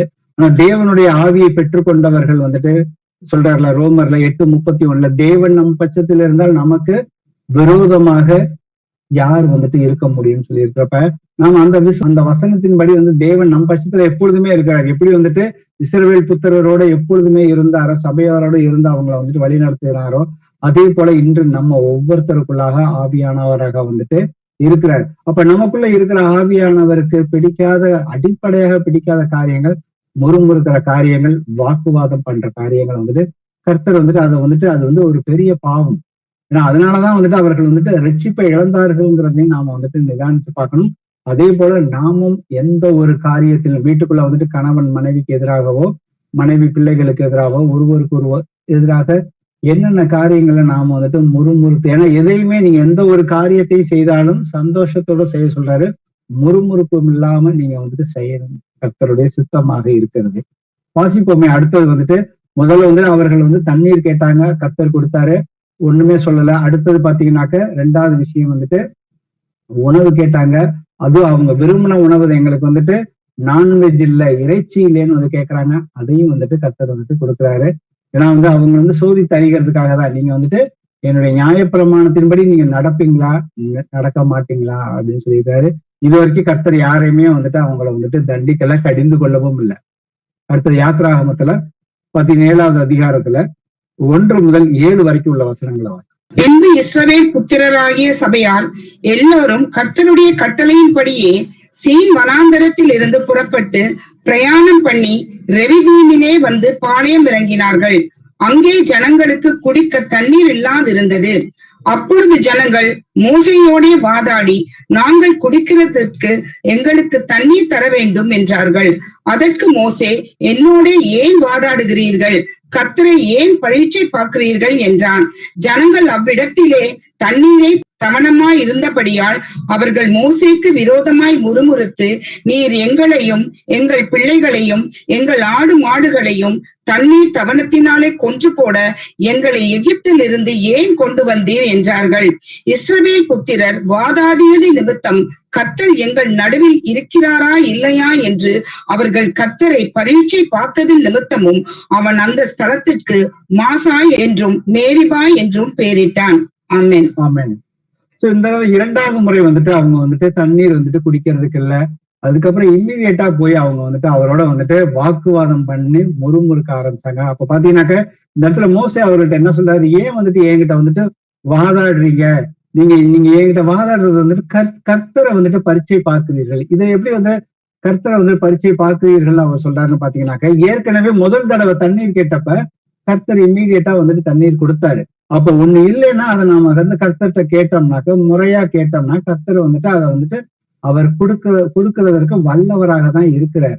அதை அவர்கள் வந்துட்டு என்றுமே வந்துட்டு உணராமல் அவர்கள் அன்றன்றைக்கு உள்ள சூழல்னால அவங்களுடைய டிஸ்கம்ஃபர்ட், அசௌரியமான ஒரு சூழல்ல எனக்கு இது கிடைக்கல அது கிடைக்கல, அதை வந்து எப்படி கம்பேர் பண்றாங்கன்னு பாத்தீங்கன்னாக்க, நான் வந்துட்டு எதுக்கு வந்துட்டு எகிப்துல இருந்து எங்களை வந்துட்டு கொண்டு வந்தீங்க, நாங்க அங்க அடிமைத்தனத்துல இருந்தாலும் பரவாயில்லையே, நீ இங்க கொண்டு வந்துட்டு எங்களை வந்துட்டு கொன்று போடதான் வந்துட்டு கொண்டு வந்தீங்க அப்படின்னு சொல்லிட்டு விரோதமாக அவர்கள் வந்துட்டு மேலும் மேலும் வந்துட்டு பேச ஆரம்பித்தார்கள். அப்ப அடுத்தது பாத்தீங்கன்னாக்க 7வது வசனத்துல சொல்றாரு, அவர்கள் வந்துட்டு எப்படி பரீட்சை பார்த்தாங்கன்னாக்க கர்த்தர் நம்ம கூட இருக்கிறாரா இல்லையா அப்படிங்கறதான் வந்துட்டு அவர்கள் வந்துட்டு பரீட்சை பார்த்தார்கள்னே வந்துட்டு வசனம் இருக்குது இந்த இடத்துல பாத்தீங்கன்னா. ஏன்னா முதல் தடவை தண்ணீர் வந்துட்டு கேட்டப்ப, அடுத்த உணவு கேட்டப்ப கர்த்தர் கொடுத்துட்டாரு. இந்த தடவை வந்துட்டு கொடுப்பாரா கொடுக்க மாட்டாரா, நம்ம கூட இருக்கிறாரா இல்லையா அப்படிங்கிறதுக்காக அவர்கள் இந்த தடவை வந்துட்டு முதல் தடவை முறுமுறுத்தார்கள் போட்டிருக்கும். இந்த தடவை வந்துட்டு அவர்கள் வந்துட்டு தர்க்கம் பண்ண ஆரம்பித்து விட்டார்கள். இதுதான். அதுக்கப்புறம் பின்னாடி வந்து பாத்தீங்கன்னாக்க கர்த்தர் வந்துட்டு அவர்களுக்கு கேட்டது, அவர் வந்துட்டு ஒரு கண்மலையை போய் ஒரு கோல் எடுத்துட்டு போய் அவர் வந்து அடிக்க சொல்றாரு. அங்க வந்துட்டு கர்த்தர் வந்துட்டு அதை அடித்ததுக்கு அப்புறம் தண்ணீர் வந்து அவர்களுக்கு வந்துட்டு புறப்பட்டு வந்ததுன்னு சொல்லி நமக்கு வந்து வசனம் வந்து இருக்குது. சோ இன்னைக்கு இந்த சூழ்நிலையை நாம வந்துட்டு சிந்திச்சு வந்துட்டு பார்க்க வேணும். ஏன்னா நாம வந்துட்டு எதை வந்துட்டு எந்த விஷயங்களை நாம வந்துட்டு ஒப்பிட்டு பார்க்கிறோம், பழைய விஷயங்கள். ஏன்னா பின்னானவைகளை வந்துட்டு நாம எல்லா காரியங்களையும் மறந்து முன்னானவைகளை நோக்கி நம்மளுடைய பந்தய பொருளாகிய அந்த ரட்சிப்பை வந்துட்டு இலக்கை வந்து நாம அடைவதற்கு பரிசுத்தத்தை நோக்கி நாம ஒவ்வொருத்தரும் வந்துட்டு பயணிக்க வேண்டும். ஏன்னா நான் இருந்த அந்த பழைய சூழ்நிலைகள் எனக்கு இன்றைக்கு இல்லை. ஏன்னா பழைய சூழ்நிலைகள்ல நான் வந்துட்டு ஏதாவது ஒரு பாவத்தின் அடிமைத்தனத்துல எனக்கு பொய் சொல்றதுனால பெரிய அட்வான்டேஜ் கிடைக்கும், எனக்கு லஞ்சம் கொடுக்கறதுனால ஒரு பெரிய வந்துட்டு என்னுடைய காரியங்களை வந்துட்டு என்னால வந்துட்டு சாதிக்க முடியும். நான் வந்துட்டு கர்த்தருடைய வசனத்துக்கு விரோதமாக நான் காம்ப்ரமைஸா நான் பழைய காலத்துல கர்த்தரை ஏற்றுக்கொள்றது மாதிரி நடக்கிறப்ப பாத்தீங்கன்னாக்க நான் நினைத்த காரியங்கள் எல்லாமே வந்துட்டு எனக்கு வந்துட்டு நடந்திருக்குது. ஆனா இன்னைக்கு நான் கர்த்தரை சொந்த இரட்சகராக ஏற்றுக்கொண்டு நடக்கும் பொழுது, பாவத்துக்கு எதிராக வந்துட்டு போராடும் பொழுது சில அசௌரியமான ஒரு சூழ்நிலைகள் நம்மை வந்துட்டு நம்ம சுத்தி தான் வந்துட்டு வந்துகிட்டே இருக்குது. நமக்கு எதிராக வந்துட்டு நாம வந்துட்டு பரிசுத்தமாக நடக்கும் பொழுது நமக்கு எதிராக நம்மளை சுற்றி இருக்கிற மக்கள் வந்துட்டு கேலியும் கிண்டலும் விரோதமாக வந்துட்டு பேச ஆரம்பிப்பாங்க. இதற்கு நமக்கு வந்து வசனத்திலே இருக்குது. 1 பேதுரு 4வது அதிகாரத்துல நீங்க வாசிச்சு பாத்தீங்கன்னா, முந்தி இருந்த காலத்துல நீங்க விக்கிரக ஆராதனை பண்ணிருப்பீங்க, களியாட்டு செய்திருப்பீர்கள், மதுபானம் அறிந்திருப்பீர்கள். இப்ப வந்து நீங்க அவர்களோடு வந்துட்டு இருக்கும் பொழுது அவர்கள் வந்து நீங்க அதை செய்யாம இருக்கும் பொழுது உங்களை வந்துட்டு தூஷிப்பார்கள் வந்துட்டு போட்டிருக்குது. அது அப்படி தூஷிக்கும் பொழுது அது கர்த்தர் நிமித்தம் நமக்கு வரக்கூடிய ஒரு பெரிய பாக்கியமாக நாம வந்துட்டு எண்ண வேண்டும். அதற்காக நாம வந்துட்டு கவலைப்பட்டு கூனி குறுகி நாம வந்துட்டு மனம் உடைந்து போக வேண்டியதில்லைன்னு வந்து கர்த்தர் வந்து சொல்லியிருக்காரு. அப்ப இந்த இடத்துல வந்து பாத்தீங்கன்னா அவங்க வந்துட்டு கர்த்தர் செய்த பல சகல உபகாரங்களையும் அவர்கள் வந்துட்டு இஸ்ரவேல் ஜனங்கள் வந்துட்டு மறந்துட்டாங்க. அவர்கள் வந்து எப்படி அடிமையாக இருந்து எப்படி கஷ்டப்பட்டு கொண்டு இருந்தார்கள் அப்படிங்கிறத அவர்கள் வந்து மறந்துட்டு, அப்ப இன்னைக்கு இருக்கிற அவர்களுக்கு தண்ணீர் கிடைக்கல, சாப்பாடு கிடைக்கல அப்படிங்கிறதுக்காக கர்த்தர்கிட்ட போய் முறையிட்டு ஜபத்துல போய் கேட்காம அவர்கள் வந்து வாக்குவாதம் பண்ணி முறுமுறுத்ததுனால அவங்க வந்துட்டு பாத்தீங்கன்னா முறுமுறுக்கிறது எப்படி முறுமுறுக்கிறாங்கன்னா, பழைய சூழல், எனக்கு வந்து எகிப்து தேசத்துல அடிமையாக இருந்தாலும் எனக்கு வந்துட்டு தண்ணீர் கிடைத்தது, உணவு கிடைத்தது. ஆனா இப்ப இருக்கிற சூழலோடு அவர்கள் ஒப்பிட்டு பார்த்து பழசே வந்து பெட்டர்னு சொல்லி அவர்கள் வந்துட்டு கர்த்தருக்கு எதிராக முறுமுறுத்து வாக்குவாதம் செய்து பாவம் வந்துட்டு செய்திருக்கிறார்கள்.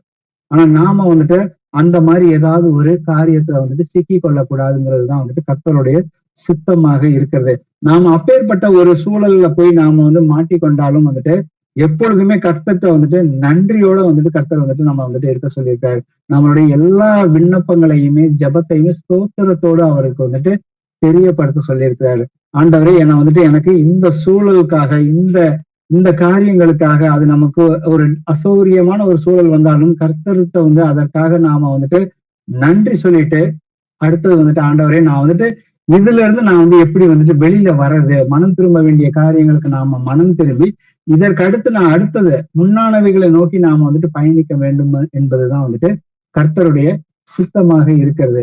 சோ இவர்கள் இங்க வந்துட்டு இஸ்ரவேல் ஜனங்கள் வந்துட்டு 2 விஷயங்களை வந்துட்டு எப்பொழுதுமே வந்துட்டு முறையிட்டு கொண்டே இருந்தார்கள், முறுமுறுத்து கொண்டே இருந்தார்கள். ஒன்று பாத்தீங்கன்னாக்க அவர்களுக்கு இப்பொழுது இருந்த அந்த சூழ்நிலைகள், வனாந்திர பாதைகளை வந்துட்டு அவங்க வந்துட்டு வாக்குத்தத்தம் பண்ணப்பட்ட தேசத்துக்கு போகும் பொழுது அவர்களுடைய சோதனைகள், அவர்களுக்கு ஏற்பட்ட சோதனைகள், அவர்களுக்கு ஏற்பட்ட கஷ்டங்கள், அவர்களுக்கு ஏற்பட்ட அசௌகரியங்களை குறித்து வந்துட்டு அவர்கள் வந்துட்டு முதல்ல வந்துட்டு முறையிட்டார்கள். அதுக்கு அடுத்தது பாத்தீங்கன்னா 2வது காரியம் பாத்தீங்கன்னா அவர்களுக்கு வந்துட்டு விதவிதமான உணவுகள் கிடைக்கல அப்படின்னு சொல்லிட்டு அவங்க வந்துட்டு 2வது காரியமாக வந்துட்டு முறுமுறுத்து கொண்டே அதை வந்து பழைய அடிமை வாழ்க்கையில இருந்த அந்த ஒரு சௌகரியத்தை இப்ப எனக்கு கிடைக்கலன்னு சொல்லி அவர்கள் வந்து முறுமுறுத்தார்கள். சோ வாசிப்போமே அடுத்தது வந்துட்டு லூக்கால 21வது அதிகாரத்துல 34வது உங்கள் இருதயங்கள் பெருந்திண்டியினாலும் வெறியினாலும் லௌகிக கவலைகளினாலும் பாரம் அடையாதபடிக்கும் நீங்கள் நினையாத நேரத்தில் அந்த நாள் உங்கள் மேல் வராதபடிக்கும் எச்சரிக்கையா இருங்கள். ஆமென். ஆமென். சோ நமக்கு வந்துட்டு இதேதான் வந்துட்டு இறுதி காலத்துல நமக்கு வந்துட்டு எச்சரிப்பு உண்டாவதற்காக தான் போட்டு என்னென்ன காரியங்களை வந்து கர்த்தர் இங்க கொடுக்கிறாரு. உங்கள் இருதயங்கள் பெருந்திண்டியினாலும் வெறியினாலும் லௌகிக கவலையினாலும் பாரம் அடையாதபடிக்கு நீங்கள் நினையாத நேரத்தில் அந்த நாள் உங்கள் மேல் வராதபடிக்கு எச்சரிக்கையாக இருங்கள். சோ இதுதான் நமக்கு வந்து இஸ்ரவேல் ஜனங்களை வந்துட்டு கர்த்தர் வந்துட்டு ரட்சிப்புக்குள்ள கொண்டு வந்ததுக்கு அப்புறம் அவர்கள் வந்து கர்த்தர் வந்துட்டு செய்த சகல உபகாரங்களையும் அவர்கள் வந்துட்டு மறந்துட்டாங்க. மறந்து வந்துட்டு அவங்க வந்துட்டு கர்த்தரை நோக்கி வந்துட்டு முறுமுறுக்க ஆரம்பித்தார்கள். இப்ப பாத்தீங்கன்னா யாத்திராகமம் 17 வந்து பாக்குறோம். 17க்கு அப்புறம் பாத்தீங்கன்னா 20வது அதிகாரத்துல கர்த்தர் வந்துட்டு தன்னுடைய கட்டளைகளையும் நியமங்களையுமே அவர் முழுக்க வந்துட்டு அவர் வந்துட்டு கர்த்தர் வந்துட்டு கொடுத்துட்டாரு. கொடுத்ததுக்கு அப்புறம் பாத்தீங்கன்னாக்க ஏன்னா இவ்வளவு நேரம் பாத்தீங்கன்னாக்க அவர்கள் முறுமுறுத்தது வரைக்கும் வந்து கர்த்தர் வந்துட்டு அவர்களை வந்து தண்டிக்கவே இல்லை. கர்த்தர் வந்துட்டு அவர்கள் எவ்வளவு வந்துட்டு அவர்கள் வந்துட்டு முறுமுறுத்து பேசினாலும் வந்து பாத்தீங்கன்னா கர்த்தர் வந்துட்டு எப்பேற்பட்டவர், கிருபை உள்ளவர், அவர்கள் மேல் இரக்கம் வைத்து அன்பாக இருந்து அவர்களுக்கு வேண்டியவைகள் எல்லாமே அவர்கள் 40 வருஷம் வந்துட்டு அவர்கள் உடையோ இல்ல அவர்களுக்கு வந்து உணவையும் கொடுத்து அவர்களுடைய பாத ரட்சணைகள் பாத்தீங்கன்னாக்க அவர்கள் போட்டிருந்த செருப்போ வந்துட்டு தேயிலைன்னு சொல்லி கர்த்தர் வந்துட்டு இந்த இடத்துல வந்துட்டு நமக்கு உறுதிப்பட வந்துட்டு வசனத்தின் மூலியமாக வந்துட்டு கொடுத்திருக்கிறார். அப்ப அதே போலதான் நாமும் வந்துட்டு இருக்கணும். சின்ன சின்ன காரியங்களுக்கு, ஏன்னா நாம இன்னைக்கு விழுந்து போற காரியங்கள்லாம் பாத்தீங்கன்னாக்க ஒன்று வந்துட்டு உணவு உடைக்காகவும் இந்த உலக கவலைகளுக்காக தான் நாம வந்துட்டு விழுந்து போகிறோங்கிறதை நம்ம நிதானிச்சு பார்ப்போம். ஏன்னா நீங்க வந்து யாத்திராகமம் 17க்கு அப்புறம் 18வது அதிகாரத்துல இருந்து நீங்க வந்துட்டு என்னாகமம் 21வது அதிகாரம் வரைக்கும் நீங்க வந்து படிச்சு பாத்தீங்கன்னாக்க அதுக்கப்புறம் கர்த்தர் வந்துட்டு அவர்கள் மேல வந்துட்டு கோபம் கொண்டார். அவர்கள் காரணமே இல்லாம வந்துட்டு தவறு செய்யும் பொழுதெல்லாம் வந்துட்டு கர்த்தர் வந்துட்டு அவங்க வந்து திருத்துறதுக்காக அவர்கள் மேல வந்துட்டு வாதைகளையும் தண்டனைகளையும் வந்துட்டு கொண்டு வந்தார். வாசிப்போமே என்னாகமத்துல 11வது அதிகாரத்துல முதல் 2 வசனங்களை பின்பு ஜனங்கள் முறையிட்டு கொண்டிருந்தார்கள். அது கர்த்தருடைய செவிகளில் பொல்லாப்பாய் இருந்தது. கர்த்தர் அதை கேட்டபோது அவருடைய கோபம் மூண்டது. கர்த்தருடைய அக்கினி அவர்களுக்குள்ளே பற்றி எரிந்து பாளையத்தின் கடைசியில் இருந்த சிலரை பட்சித்தது. அப்பொழுது ஜனங்கள் மோசையை நோக்கி கூப்பிட்டார்கள். மோசே கர்த்தரை நோக்கி விண்ணப்பம் பண்ணினான். உடனே அக்கினி அவிந்து போயிற்று. ஆமீன். ஆமீன். இந்த வசனத்துல பாத்தீங்கன்னாக்க இந்த இடத்துல வந்துட்டு அவர்கள் வந்து ஒரு காரணமே இல்லாம வந்துட்டு அவர்கள் வந்து முறையிட்டு முறுமுறுத்து கொண்டே இருந்தார்கள், குற்றப்படுத்தி கொண்டே இருந்தார்கள் ஏதோ ஒரு காரியத்தை குறித்து அவர்கள் வந்துட்டு. அப்ப கர்த்தருடைய கோபம் வந்து பற்றி இருந்தது. அங்க வந்து கர்த்தர் வந்துட்டு அவர்களை வந்துட்டு ஒரு தண்டனையை வந்துட்டு கொடுத்தாரு. அடுத்தது 4வது வசனத்தை வாசிப்போம். என்னாகும் 11:4. பின்பு அவர்களுக்குள் இருந்த பல ஜாதியான அந்நிய ஜனங்கள் மிகுந்த இச்சை உள்ளவர்கள் ஆனார்கள். இஸ்ரவேல் புத்திரரும் திரும்ப அழுது, நமக்கு இறைச்சியை புசிக்க கொடுப்பவர் யார்? ஆமென். ஆமென். இந்த இடத்துல பாத்தீங்கன்னாக்க அவர்களுக்குள்ள இருந்த பல ஜாதியான அந்நிய ஜனங்கள் மிகுந்த இச்சையுள்ளவர்களாக இருந்தார்கள். அங்க இஸ்ரவேல் புத்திரர்களுக்குள்ள வந்துட்டு அந்நிய ஜனங்களும் வந்து எகிப்து ஜனங்களும் கொஞ்சம் பேர் வந்திருக்காங்க. அதுக்கப்புறம் அங்க இருந்த அந்நிய ஜனங்களும் வந்துட்டு அவர்களோட வந்துட்டு கலந்து இருக்கிறாங்க. அந்த ஜனங்கள் மூலியமாக அவர்கள் எப்படின்னாக்க இச்சை உள்ளவர்களாக இருந்தாங்க. அவர்களுடைய இச்சை அந்த இச்சையின் ஆவி வந்து இவர்கள் மேலும் பற்றி கொண்டு இவர்களும் வந்துட்டு எங்களுக்கு வந்துட்டு கர்த்தர் தான் அவங்களுக்கு வந்து இறைச்சியை கொடுத்து உணவுகளை எல்லாம் கொடுத்திருக்கிறாரு. ஆனா அவங்க வந்துட்டு எங்களுக்கு வந்து இறைச்சியை கொடுப்பவர் யாருன்னு சொல்லி நீங்க வந்து அதுக்கப்புறம் வந்து வேணா இதுக்கப்புறம் உள்ள வசனங்களை அடுத்த 5 முதல் 10 வரைக்கும் உள்ள வசனங்களை வாசிச்சு பாத்தீங்கன்னாக்க எங்களுக்கு வந்துட்டு கீரை கிடைக்கல, வெங்காயம் கிடைக்கல, வெள்ளை பூண்டு கிடைக்கல, இதெல்லாம் யாரு கொடுப்பாங்கன்னு சொல்லி அவங்க வந்து ஒரு டிஸ்கிரிப்ஷன் தாங்க வந்துட்டு இச்சித்தது எல்லாத்தையும் வந்துட்டு அவங்க கம்பேர் பண்ணி பார்த்துட்டு இதெல்லாம் எங்களுக்கு கிடைக்கல, ஆனா கர்த்தர் எதையெல்லாம் வந்து கொடுத்தாரோ அதையெல்லாம் அவங்க வந்து உணவை உண்டு அதெல்லாம் வந்துட்டு அவர்களுக்கு வந்துட்டு சலிப்படைந்து விட்டது மாதிரி அவர்கள் வந்துட்டு பேச ஆரம்பித்து விட்டார்கள். அப்ப இந்த நேரத்துல பாத்தீங்கன்னாக்கா அவங்க அந்த அளவுக்கு முறுமுறுத்ததுல மோசையே வந்துட்டு அவர் போய் கர்த்தர்கிட்ட போய் எப்படி வந்துட்டு பேசுறாருங்கிறத பார்ப்போமே. என்னாகமும் 11:15. உம்முடைய கண்களிலே எனக்கு கிருபை கிடைத்ததானால் இப்படி எனக்கு செய்யாமல் என் உபத்திரவத்தை நான் காணாதபடிக்கு இப்பொழுதே என்னை கொன்று போடும் என்று வேண்டிக் கொண்டான். ஆமென். ஆமென். இந்த இடத்துல பாத்தீங்கன்னா மோசே வந்துட்டு என்னையவே நீங்க வந்து ஆண்டவரே நீங்க வந்துட்டு கொன்றுங்க, இவர்களை வந்துட்டு என்னால வந்துட்டு இவர்கள் முறையிடுறது வந்துட்டு எனக்கே வந்துட்டு ரொம்ப கஷ்டமாக இருக்குங்கிற மாதிரி அவர் வந்துட்டு கர்த்தர்கிட்ட போய் வந்துட்டு அவர் ஜெபத்துல போய் கேட்கிறாரு. அதுக்கப்புறம் என்ன நடந்ததுங்கிறத பாத்தீங்கன்னாக்க கர்த்தர் வந்துட்டு அவர்களுக்கு தேவையான அவர்கள் எதையெல்லாம் அவர்கள் வேண்டிக் கொண்டார்களோ முறுமுறுத்து கேட்டார்களோ அதை எல்லாத்தையும் நான் வந்துட்டு கொடுக்குறேன் அப்படின்னு சொல்லி அவங்களுக்கு தேவையான இறைச்சிகளை வந்துட்டு கொடுக்குறேன் அப்படின்னு சொல்லிட்டு அவர்கள் வந்துட்டு 1 மாதம் வரைக்கும் தான் வந்துட்டு அவர்களால வந்துட்டு சாப்பிட முடியும் அப்படின்னு சொல்லி கர்த்தரை வந்துட்டு அசட்டை பண்ணி நாங்கள் எகிப்திலிருந்து ஏன் எங்களை வந்து புறப்பட பண்ணீங்கன்னு சொல்லி அவருக்கு முன்பாக அவர்கள் வந்து அழுது கொண்டே இருந்தார்கள்னு சொல்லி நமக்கு வந்துட்டு வசனம் வந்து வருது. ஆனா கர்த்தர் வந்து மோசே கிட்ட சொல்றாரு, நான் வந்து அவர்களுக்கு தேவையானது எல்லாத்தையும் வந்துட்டு கொடுக்குறேன்னு சொல்லிட்டாரு. வாசிப்போமே என்னாகமத்துல 11:21-23. அதற்கு மோசே, என்னோடு இருக்கிற காலாட்கள் 6,00,000 பேர் 1 மாதம் முழுவதும் புசிக்கும்படி அவர்களுக்கு இறைச்சியை கொடுப்பேன் என்று சொன்னீரே. ஆடு மாடுகளை அவர்களுக்காக அடித்தாலும் அவர்களுக்கு போதுமா? சமுத்திரத்து மச்சங்கள் எல்லாம் அவர்களுக்கு சேர்த்தாலும் அவர்களுக்கு போதுமா என்றான். அதற்கு கர்த்தர் மோசேயை நோக்கி, கர்த்தருடைய கை குறுகி இருக்கிறதோ, என் வார்த்தையின்படி நடக்குமோ நடவாதோ என்று நீ இப்பொழுது காண்பாய் என்றார். ஆமென். இப்ப கர்த்தர் வந்து மோசே கிட்ட சொல்லிட்டாரு, நான் வந்துட்டு உங்களுக்கு தேவையான எல்லாத்தையுமே நான் வந்து கொடுக்குறேன்னு சொல்றாரு. ஆனா வந்துட்டு மோசேக்கே வந்துட்டு புரியல, எப்படி வந்துட்டு இத்தனை லட்சம் மக்கள் இருக்கிறாங்களே, 6 லட்சம் மக்கள் இருக்கிறாங்களே, அவர்கள் கொண்டு வந்த கால்நடைகளை வந்துட்டு அடித்தாலும் சரி, சமுத்திரத்துல இருக்கிற அந்த மச்சங்களை மீன்களை வந்துட்டு அவர்கள் பிடித்தாலும் வந்து பிடித்து கொடுத்தாலும் வந்து போதாதே அப்படின்னு சொல்லி இந்த இடத்துல வந்துட்டு அவர் வந்துட்டு மோசே வந்துட்டு கேட்கிறாரு. அப்ப கர்த்தர் வந்து சொல்றாரு, கர்த்தருடைய கை வந்து குறுகி இருக்கிறதா? அதான் நம்ம துவக்கத்திலே பார்த்தோம், அவர் தான் அந்த வானத்தையும் பூமியையும் வந்து உண்டாக்கின தேவன். அவரால் தேவனால் கூடாத காரியம் ஒன்றுமே இல்லை அப்படின்னு சொல்லிட்டு நீ வந்து கர்த்தருடைய அதிசயத்தை இப்பொழுது பார்ப்பாயின்னு சொல்லி கர்த்தர் அவர்களுக்கு தேவையான எல்லாவற்றையுமே வந்து கர்த்தர் வந்துட்டு கொடுத்தாரு. அதுக்கப்புறம் பாத்தீங்கன்னா என்னாகமம் 14வது அதிகாரத்துல 1-4 வரைக்கும் உள்ள வசனங்கள். அப்பொழுது சபையார் எல்லாரும் கூக்குரலிட்டு புலம்பினார்கள். ஜனங்கள் அன்று ராம் முழுவதும் அழுது கொண்டிருந்தார்கள். இஸ்ரவேல் புத்திரர் எல்லாரும் மோசேக்கும் ஆரோனுக்கும் விரோதமாக முறுமுறுத்தார்கள். சபையார் எல்லாரும் அவர்களை நோக்கி, எகிப்து தேசத்திலே செத்து போனோமானால் நலமாயிருக்கும். இந்த வனாந்தரத்திலே நாங்கள் செத்தாலும் நலம். நாங்கள் பட்டயத்தால் மடியும்படிக்கும் எங்கள் பெண் ஜாதிகளும் பிள்ளைகளும் கொள்ளையாகும்படிக்கும் கர்த்தர் எங்களை இந்த தேசத்துக்கு கொண்டு வந்தது என்ன? எகிப்துக்கு திரும்பி போகிறதே எங்களுக்கு உத்தமம் அல்லவோ என்றார்கள். பின்பு அவர்கள், நாம் ஒரு தலைவனை ஏற்படுத்தி கொண்டு எகிப்துக்கு திரும்பி போவோம் வாருங்கள் என்று ஒருவரோடொருவர் சொல்லிக் கொண்டார்கள். ஆமென். ஆமென். சோ இந்த இடத்துல பாத்தீங்கன்னா இந்த சூழல் பாத்தீங்கன்னாக்க மோசே வந்து 12 வேவுக்காரர்களை வந்துட்டு ஒவ்வொரு கோத்திரத்துல இருந்து வந்து தெரிந்து கொண்டு அவர்களை வந்துட்டு கானான் தேசத்துக்குள்ள அனுப்புறாரு.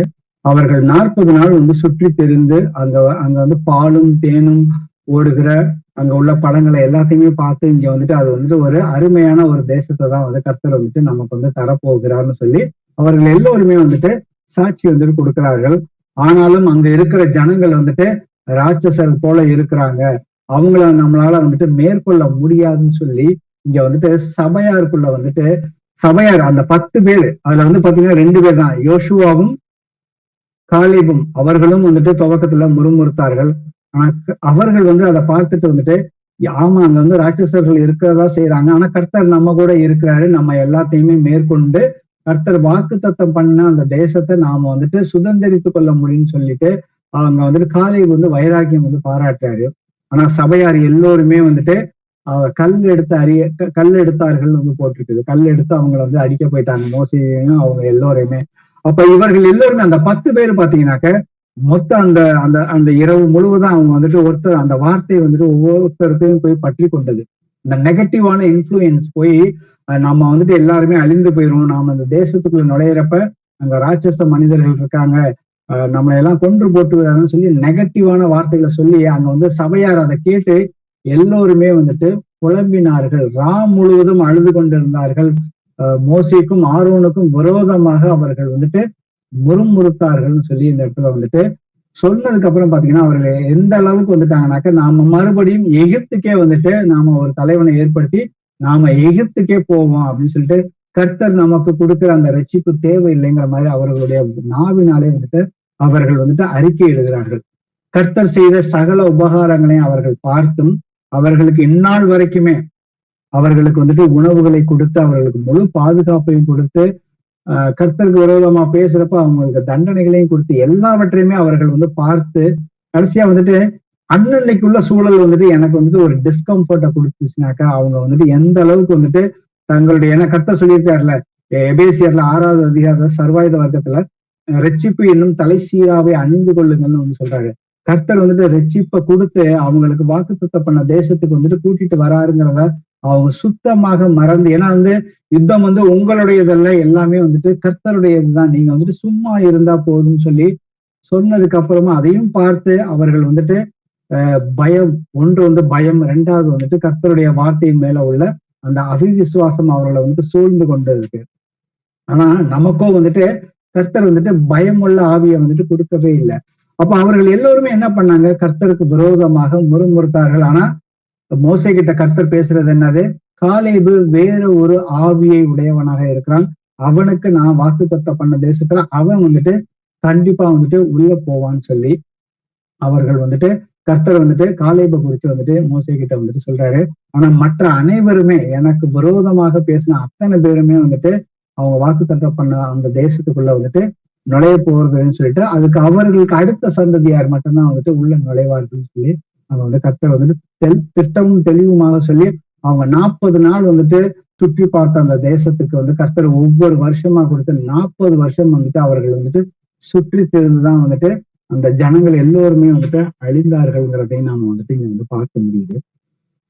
அதுக்கப்புறம் பாத்தீங்கன்னாக்கா என்னாகமும் 21வது அதிகாரத்துல முதல் 4 வசனங்களை நாம வந்துட்டு நிதானிச்சு பார்த்தோம்னாக்க அங்க வந்துட்டு வேவுக்காரர் மூலியமாக வந்துட்டு அவங்க வந்துட்டு கானானிய தேசத்துக்குள்ள போறப்ப அங்க ஆராத் என்கிற ராஜா வந்துட்டு இஸ்ரவேல் ஜனங்கள் வந்துட்டு உள்ள வந்து கொண்டு இருக்கிறார்கள்னு சொல்லி அவர்களை வந்துட்டு சிறைப்பிடித்து கொண்டு போகிறான் சில பேர்த்த வந்துட்டு.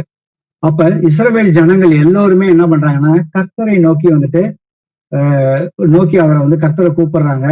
அப்ப எப்படி ஜபத்துல கேட்கிறாங்கனாக்க, நீங்க வந்துட்டு இந்த கானான் தேசத்து இந்த ராஜாவை எங்க கையில ஒப்பு கொடுத்தீங்கன்னாக்க நாங்க அந்த பட்டணங்களையும் சங்காரம் பண்ணுவோம் அப்படின்னு சொல்லிட்டு நாங்க வந்துட்டு கர்த்தர்கிட்ட வந்து கர்த்தருடைய சித்தம் அதுல இருந்துச்சு, அவர்களை வந்து சங்காரம் பண்ணணும்னு சொல்லிட்டு அவர்கள் வந்து நாங்க அவர்களோட சண்டை போட்டு அவங்களை நாங்க வந்துட்டு வெற்றி கொள்வோம், நீங்க வந்துட்டு எங்ககிட்ட வந்துட்டு அவங்களை வந்து ஒப்பு கொடுக்கணும்னு சொல்றப்ப கர்த்தர் அவங்களுடைய விண்ணப்பத்தை கேட்டு அவர்கள் என்ன கேட்டார்களோ அதன்படி வந்துட்டு அவர்கள் ஜெயிச்சு அந்த இடத்துக்கு பேர் வந்துட்டு ஓர்மா என்று பெயரிட்டார்கள்னு சொல்லியிருக்கு. முதல் 3 வசனம் இப்படிதான் சொல்லுது.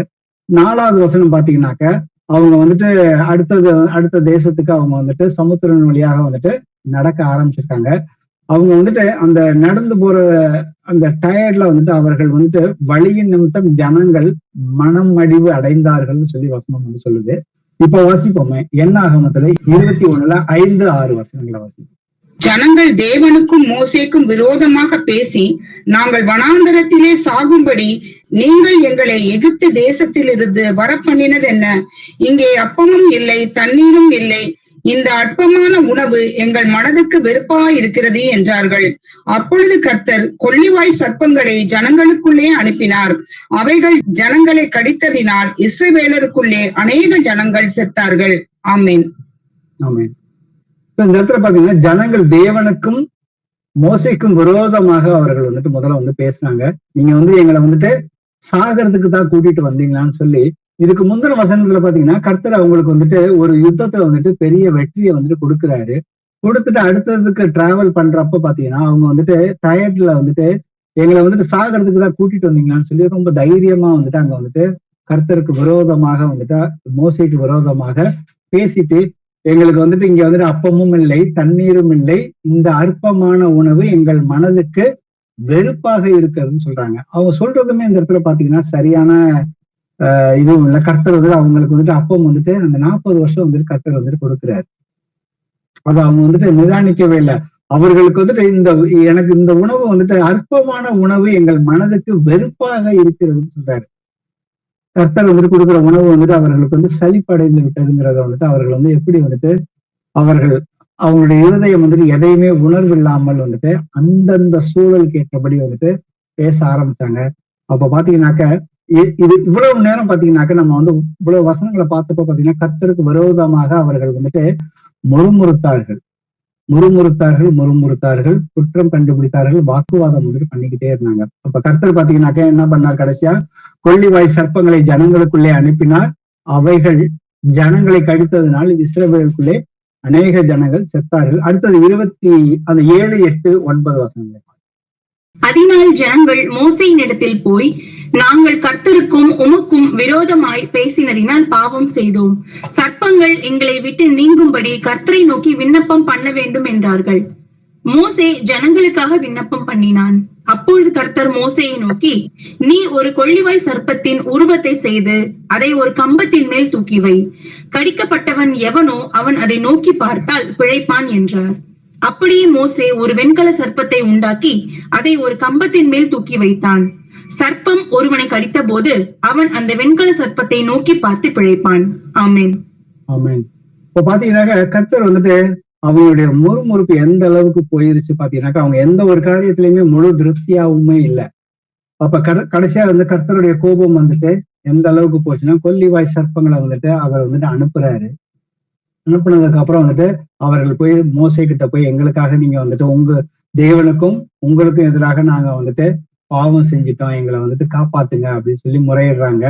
அப்ப கர்த்தர் வந்துட்டு மோசேக்கு என்ன சொல்றாரு, ஒரு அந்த வெண்கல சிலைய வந்துட்டு அந்த சர்ப்பத்தில் போல இருக்கிற அந்த சிலைய வந்துட்டு செய்ய சொல்றாரு. செய்ய சொல்லி அதை யாரு வந்து கண்ணோக்கி பார்ப்பார்களோ அவர்கள் வந்துட்டு ரட்சிக்கப்படுவார்கள் சொல்லி வசனம் வந்து நமக்கு வந்துட்டு இருக்கிறது.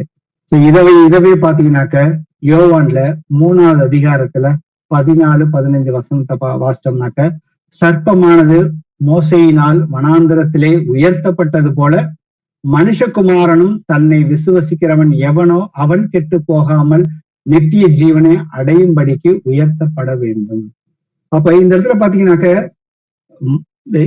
எதற்காக வந்துட்டு உயர்த்தப்பட்டது? அந்த மோசேயினால், சர்ப்பமானது மோசேயினாலே வனாந்தரத்திலே உயர்த்தப்பட்டது. எதனால பாத்தீங்கன்னாக்க, அவர்கள் எல்லோருமே முறுமுறுத்தார்கள்.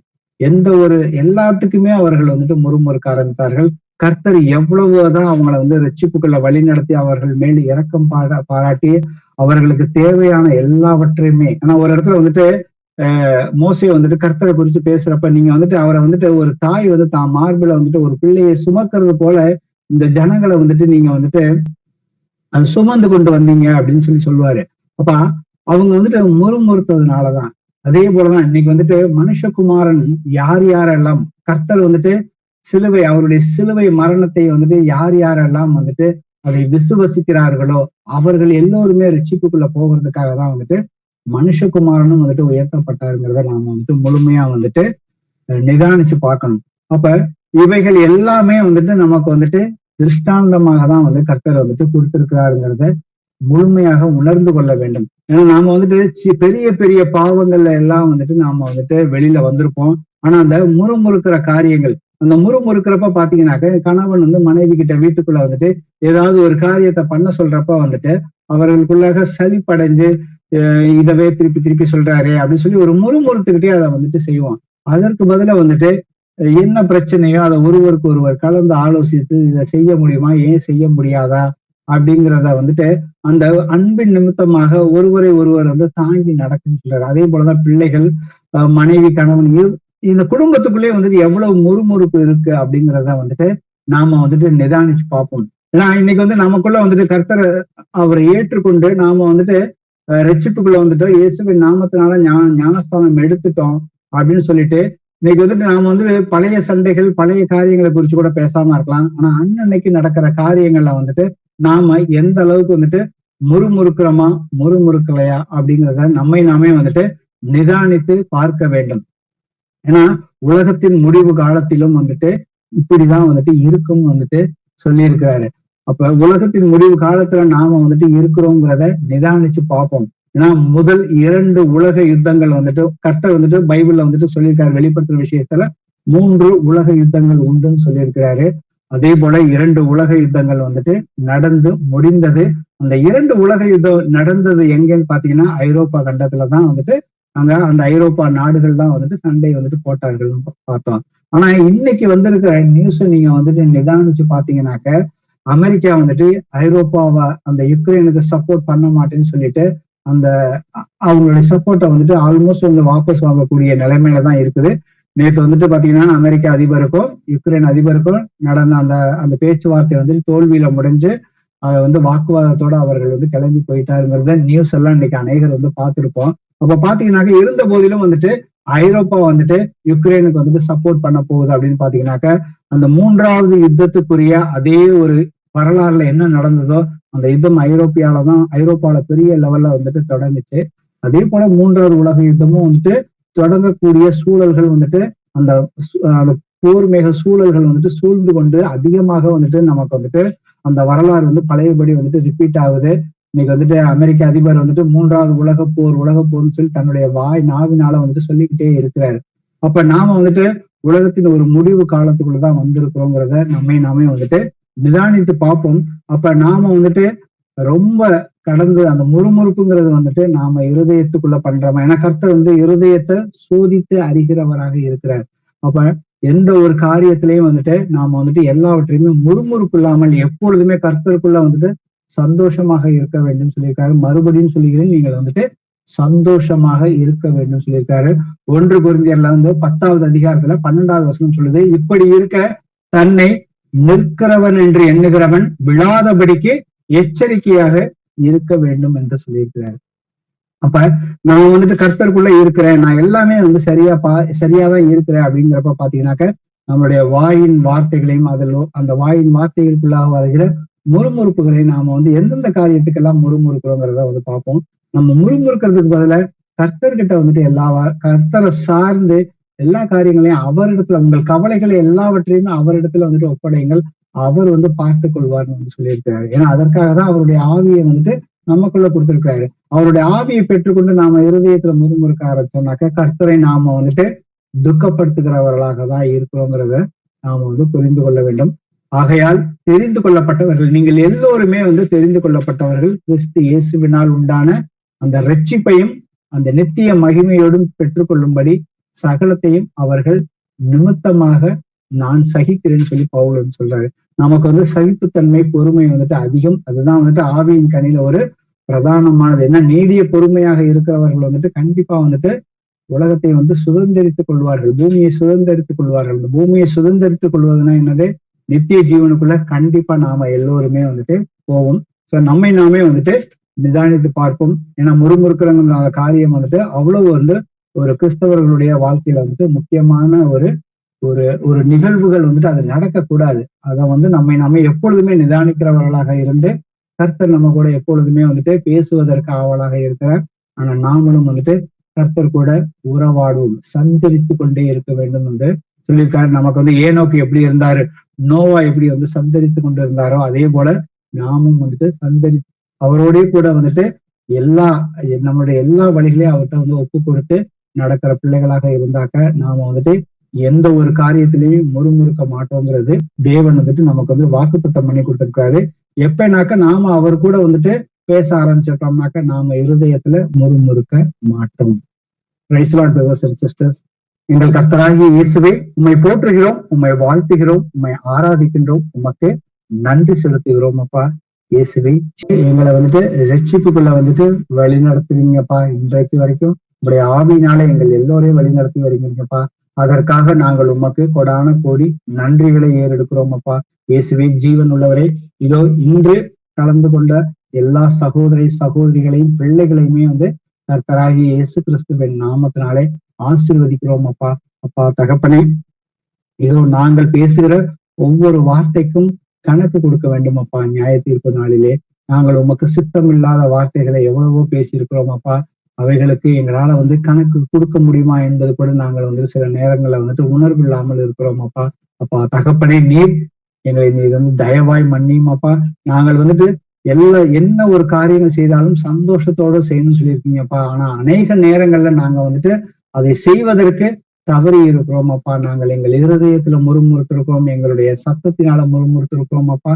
நாங்கள் வந்துட்டு எங்களுக்கு வந்துட்டு ஒரு அசூயமான ஒரு சூழல் வந்தாக்க, எங்களுக்கு ஒரு பிடிக்காத ஒரு சூழல் வந்தாக்க நாங்க வந்து எங்க இருதயத்துல முறுமுறுத்து அடுத்தவர்களை கேலியும் கிண்டலுமாக நாங்கள் வந்து பேசியிருக்கிறோம் அப்பா. அப்பா தகப்பனே, நாங்கள் வந்து அடுத்தவர்களை வந்துட்டு ஏதாவது ஒரு காரியங்களை வந்து நாங்க வந்துட்டு சகோதரர்களோட பேசும் பொழுது நாங்கள் வந்து குற்றப்படுத்துற மாதிரி நாங்க வந்து பேசியிருக்கிறோம் அப்பா. அப்பா தகப்பனே, எங்கள் வாயின் எல்லா வார்த்தைகளினாலும் நாங்கள் உமக்கு விரோதமாக பாவம் செய்திருக்கிறோம் அப்பா. அப்பா தகப்பனே, நாங்கள் எங்கள் நாவினாலே உமக்கு சித்தம் இல்லாத வார்த்தைகளை பேசியிருந்த எல்லா வார்த்தைகளையுமே இயேசுவின் நாமத்தினால் அப்பா தகப்பனே அதை வந்து கேன்சல் செய்கிறோம் அப்பா. அப்பா தகப்பனே, எங்களுடைய பாவங்களை நீர் தயவாய் மன்னிக்கும்படியாக இந்த நேரத்தை கேட்கிறோம் அப்பா. இதே போல இந்த குடும்பத்துக்குள்ள கணவன் மனைவி பிள்ளைகளுக்கிடையே வந்துட்டு அந்த முறுமுறுப்பு இருந்திருந்தால் அப்பா தகப்பனே, நீங்க இன்னைக்கு எங்களுடைய பேசின அந்த வார்த்தைகள் மூலியமாக எங்களுக்கு வந்து வெளிச்சத்தின் பாதையை வந்துட்டு நீங்க வந்து காண்பித்து கொடுத்திருக்கிறீங்கப்பா. அந்த வெளிச்சத்தின் பாதைகளை நாங்க வந்து உங்க வசனத்தை கொண்டு நாங்கள் வந்து இனிமே வந்துட்டு முறுமுறுக்காமல் கர்த்தரை வந்துட்டு துதிக்கிற பிள்ளைகளாக நாங்கள் இருப்பதற்கு, அதே போல வந்துட்டு தேவனுடைய சாயலில் உண்டாக்கப்பட்ட மனுஷனை வந்துட்டு எப்பொழுதுமே நாங்க வந்துட்டு சபிக்கிறவர்களாக இல்லாமல் அவர்களை வந்து ஆசீர்வதிக்கிற பிள்ளைகளாக எங்களை நீர் எப்பொழுதும் வழிநடத்தும்படியாக இந்த நேரத்தில் ஜெபிக்கிறோம் அப்பா. எங்களுக்கு அந்த மாதிரியான டெம்டேஷன் எங்களுடைய பழைய வாழ்க்கையில நாங்க அதை செஞ்சிருக்கிறோம் அப்பா. அந்த சிந்தனைகள் ஏதாவது இன்னும் எங்களுக்குள்ள வந்து இருந்தாலும் உங்களுடைய வசனத்துக்கு நாங்க வந்து கீழ்ப்படுத்துற பிள்ளைகளாக எங்கள் ஒவ்வொருவரையும் நீங்க வந்து மாற்றி அமைக்கும்படியாக இந்த நேரத்துல ஜெபிக்கிறோம் அப்பா. அப்பா தகப்பனே, உங்களுடைய வருகையானது மிகவும் சமீபமாக இருக்கிறதப்பா. எங்களுக்கு திஷ்டாந்தங்களாக நீங்க வந்து பழைய ஏற்பாட்டுல சொல்லி கொடுத்த எல்லா காரியங்களையும் இஸ்ரவேல் ஜனங்கள் நீங்க வந்து ரட்சித்து அவர்கள் வந்து முறுமுறுத்ததன் மூலியமாக அவர்கள் வந்துட்டு சங்காரக்காரனாலே அழிக்கப்பட்டார்கள். அதே போல வந்துட்டு உலகத்தின் முடிவுல வந்துட்டு எங்களுக்கு எச்சரிப்பு உண்டாகும்படியாக நீங்க வந்துட்டு இந்த வசனங்களை எங்களுக்கு காண்பித்து கொடுத்தீங்கப்பா. நாங்க வந்துட்டு எதையுமே வந்துட்டு இச்சிக்காதபடி இருப்பதற்கு நீங்க வந்துட்டு எங்களை வந்துட்டு நாங்க வந்து உலகத்தில் உள்ளவைகள் எதுவுமே வந்துட்டு பிதாவினால வந்துட்டு உண்டாகலப்பா. அதே போல எங்களுக்குள்ளாக வந்து மாறுபாடான சந்ததியார்கள் இருக்கிறார்கள்ப்பா. அவர்கள் செய்கிற காரியங்கள் மேல வந்துட்டு எங்கள் கண் நோக்காமலும் அதை நோக்கினாலும் அதை நாங்கள் இச்சிக்காமல் இருப்பதற்கு எங்களுக்கு உங்களுடைய வசனத்தினாலே எங்களை வழிநடத்தி எங்களுடைய எல்லா தேவைகளையும் நீங்க வந்து சந்திச்சிருக்கிறீங்கப்பா. அதற்காக நாங்கள் உமக்கு எப்பொழுதுமே நன்றி உள்ளவர்களாக இருந்து எங்களுக்கு ஒரு நல்ல குடும்பத்தை கொடுத்திருக்கீங்க, நல்ல பிள்ளைகளை கொடுத்திருக்கீங்க, நல்ல பெற்றோர்களை கொடுத்திருக்கீங்கப்பா. அதற்கெல்லாம் நாங்கள் எப்பொழுதுமே நன்றி உள்ளவர்களாக இருந்து எங்களுக்கு தேவையான உணவு, உடை, தண்ணீர் எல்லாவற்றையும் கொடுத்திருக்கீங்கப்பா. நாங்கள் அதுல முழு திருப்தி அடைந்து நாங்கள் எந்த காரியத்திலும் முறுமுறுப்பு இல்லாமல் நடப்பதற்கு நீர் எங்கள் ஒவ்வொருவருக்கும் நீர் உதவி செய்யும்படியாக எங்கள் மீட்பரும் எங்கள் இரட்சகரும் ஆகிய இயேசு கிறிஸ்துவின் நாமத்தினாலே எங்களுடைய எல்லா ஜபங்களையுமே ஏறெடுத்து கேட்கிறோம். ஜீவனுள்ள நல்ல பிதாவே, ஆமென். பிரதர், நான் ஒரு சாட்சி சொல்லணும் பிரதர். சொல்லுங்க சிஸ்டர். பிரதர், எனக்கு நைட் எல்லாம் ஒரே ஜுரம் பிரதர். ஏந்திரிப்பனான்னு நான் இருந்தேன் பிரதர். நானு எப்படி என்னால ஏந்திரிச்சே பிரேயர் பண்ண முடியாத அளவுக்கு அப்படியே படுத்தே இருந்தேன். ஞானஸ்தானம் நாளைக்கு எடுக்கணுமே, நம்ம கூடகத்துக்கு போகணுமேன்ட்டு நான் இருக்கிற ஆயத்த நேரத்துல எனக்கு நைட் 2 மணில இருந்து ஒரே போராட்டம் பிரதர். காலையில வரைக்கும் காலையில பைபிள் ஸ்டடியில சகோதரிகிட்ட எல்லா சிஸ்டர்கிட்டையும் சொல்லி பிரேயர் பண்ணாங்க. ஆனா இன்னைக்கு நான் நல்லா இருக்கேன் சிஸ்டர். நான் பிரதர், நானு நல்லா, எனக்கு அந்த ஜுரங்கரம் எதுவும் இல்ல, கால் வலி, உடம்பு வலி எதுவுமே இல்ல, நல்லா இருக்கேன் நானு. நாளைக்கு தினத்துக்கு நான் கூடத்துக்கு போயிட்டு ஞானஸ்தானம் போயிட்டு இருக்கணும் பிரதர். எனக்கு பிரேயருக்கு அது ஆண்டவருக்கு நன்றி கொடுத்துறேன் பிரதர். கர்த்தருக்கு நன்றி செலுத்துவோம். சிஸ்டர், உங்க பேர் என்ன சிஸ்டர்? மகாதேவி பிரதர். மகாதேவி. எங்கள் கர்த்தராகிய இயேசுவே, உம்மை போற்றுகிறோம், உம்மை வாழ்த்துகிறோம், உம்மை ஆராதிக்கின்றோம். நீர் பரிசுத்தர், நீர் நல்லவர், நீர் என்றென்றுமே எங்களை வந்துட்டு பாதுகாத்து வழி நடத்தி வருகிறவரப்பா. தகப்பனே, இதோ சகோதரி மகாதேவியை கர்த்தராகிய இயேசு கிறிஸ்துவின் நாமத்தினால ஆசீர்வதிக்கிறோம் அப்பா. அப்பா தகப்பனே, இன்னைக்கு வந்துட்டு நீங்க அவர்களுக்கு செய்த அந்த பெரிய அற்புதங்கள், அவங்களுக்கு வந்து அந்த ஜுரத்துல இருந்து நீங்க வந்து காய்ச்சல்ல இருந்து நீங்க வந்து முழு விடுதலை கொடுத்தீங்கப்பா. அது அவர்கள் வந்து சந்தோஷத்தோட வந்துட்டு அவர்கள் வந்து சபையாருக்கு வந்து பகிர்ந்து கொண்டாங்கப்பா. அதற்காக நாங்கள் உமக்கு கொடான கோடி ஸ்தோத்திரங்களையும் நன்றிகளையும் ஏறெடுக்கிறோம் அப்பா. இயேசுவே, நீங்க வந்துட்டு இவர்களுடைய ஞானஸ்தானத்தை வந்துட்டு குழப்புவதற்கும் தடுப்பதற்கும் பிசாசானவன் வந்துட்டு அவர்களுக்குள்ளாக வந்துட்டு பயங்களை வந்துட்டு கொண்டு வரான்ப்பா. அப்பா தகப்பனே, இதை எல்லாவற்றையுமே உமது சித்தத்துல வந்துட்டு அது இல்லைங்கிறது வந்து சாத்தானுக்கு வந்துட்டு தெரியலப்பா. இயேசு கிறிஸ்துவின் நாமத்தினால அவர்களுக்குள்ளாக பயங்களை கொண்டு வந்துட்டு சந்தேகங்களை கொண்டு வந்து ஏதாவது வந்துட்டு விசுவாசத்துல தடைகளை ஏற்படுத்துவதற்கு அந்த ஞானஸ்தானத்தை வந்துட்டு எடுக்க விடாதபடி தடைகளை கொண்டு வருகிற எல்லா அசுத்தாவின் பிசாசன் கிரிகளையுமே சகோதரியை விட்டு இயேசு கிறிஸ்துவின் நாமத்தினாலே வெளியே போயிட்டு கட்டளையிடுகிறோம். இயேசுவே, ஜீவன் உள்ளவரே, அப்பா தகப்பனே, இதோ சகோதரியை ஆசீர்வதிக்கிறோம். அவங்க நாளைக்கு ஞானஸ்தானம் எடுப்பதற்கு எந்த ஒரு தடையும் இல்லாம அவர்களோட வந்துட்டு அந்த சபையார் எல்லோருமே வந்துட்டு அந்த ஞானஸ்தானத்துல வந்துட்டு பங்கெடுத்து கொண்டு அவர்களுக்காக ஜெபம் பண்ணணும். அப்பா தகப்பனே, நீங்க வந்துட்டு அவர்களுக்கு வந்துட்டு சகோதரிக்கு நீங்க வந்துட்டு உங்களுடைய வரங்களினால வந்துட்டு நீங்க வந்துட்டு அவங்க வந்துட்டு வழி நடத்துங்கப்பா.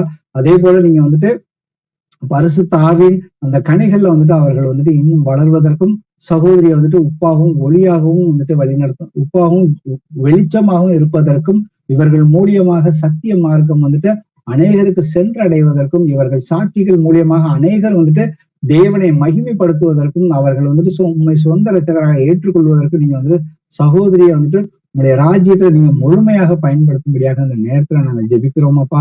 இயேசுவே, அவர்கள் குடும்பத்தார் எல்லோருமே ரட்சிக்கப்படவும், இவர்களை வந்துட்டு விசுவாசத்துல மேலும் மேலும் உறுதியாக வளர்ந்து அப்பா அவருடைய வருகையின் போது இவர்களும் வந்துட்டு மறுரூபமாக்கப்படுவார்கள் என்று முழு விசுவாசத்தோடு எங்களுடைய ஜெபத்தை எங்கள் மீட்பரும் எங்கள் இரட்சகரும் ஆகிய இயேசு கிறிஸ்துவின் நாமத்தினாலே எழுதும் ஜீவனுள்ள நல்ல பிதாவே, ஆமென். வேற எது பிரேயர் ரெக்வெஸ்ட்ல சாட்சிகள் இல்லைனாக்க நம்ம இதோட வந்துட்டு நிறைவு செய்யும். Praise the Lord.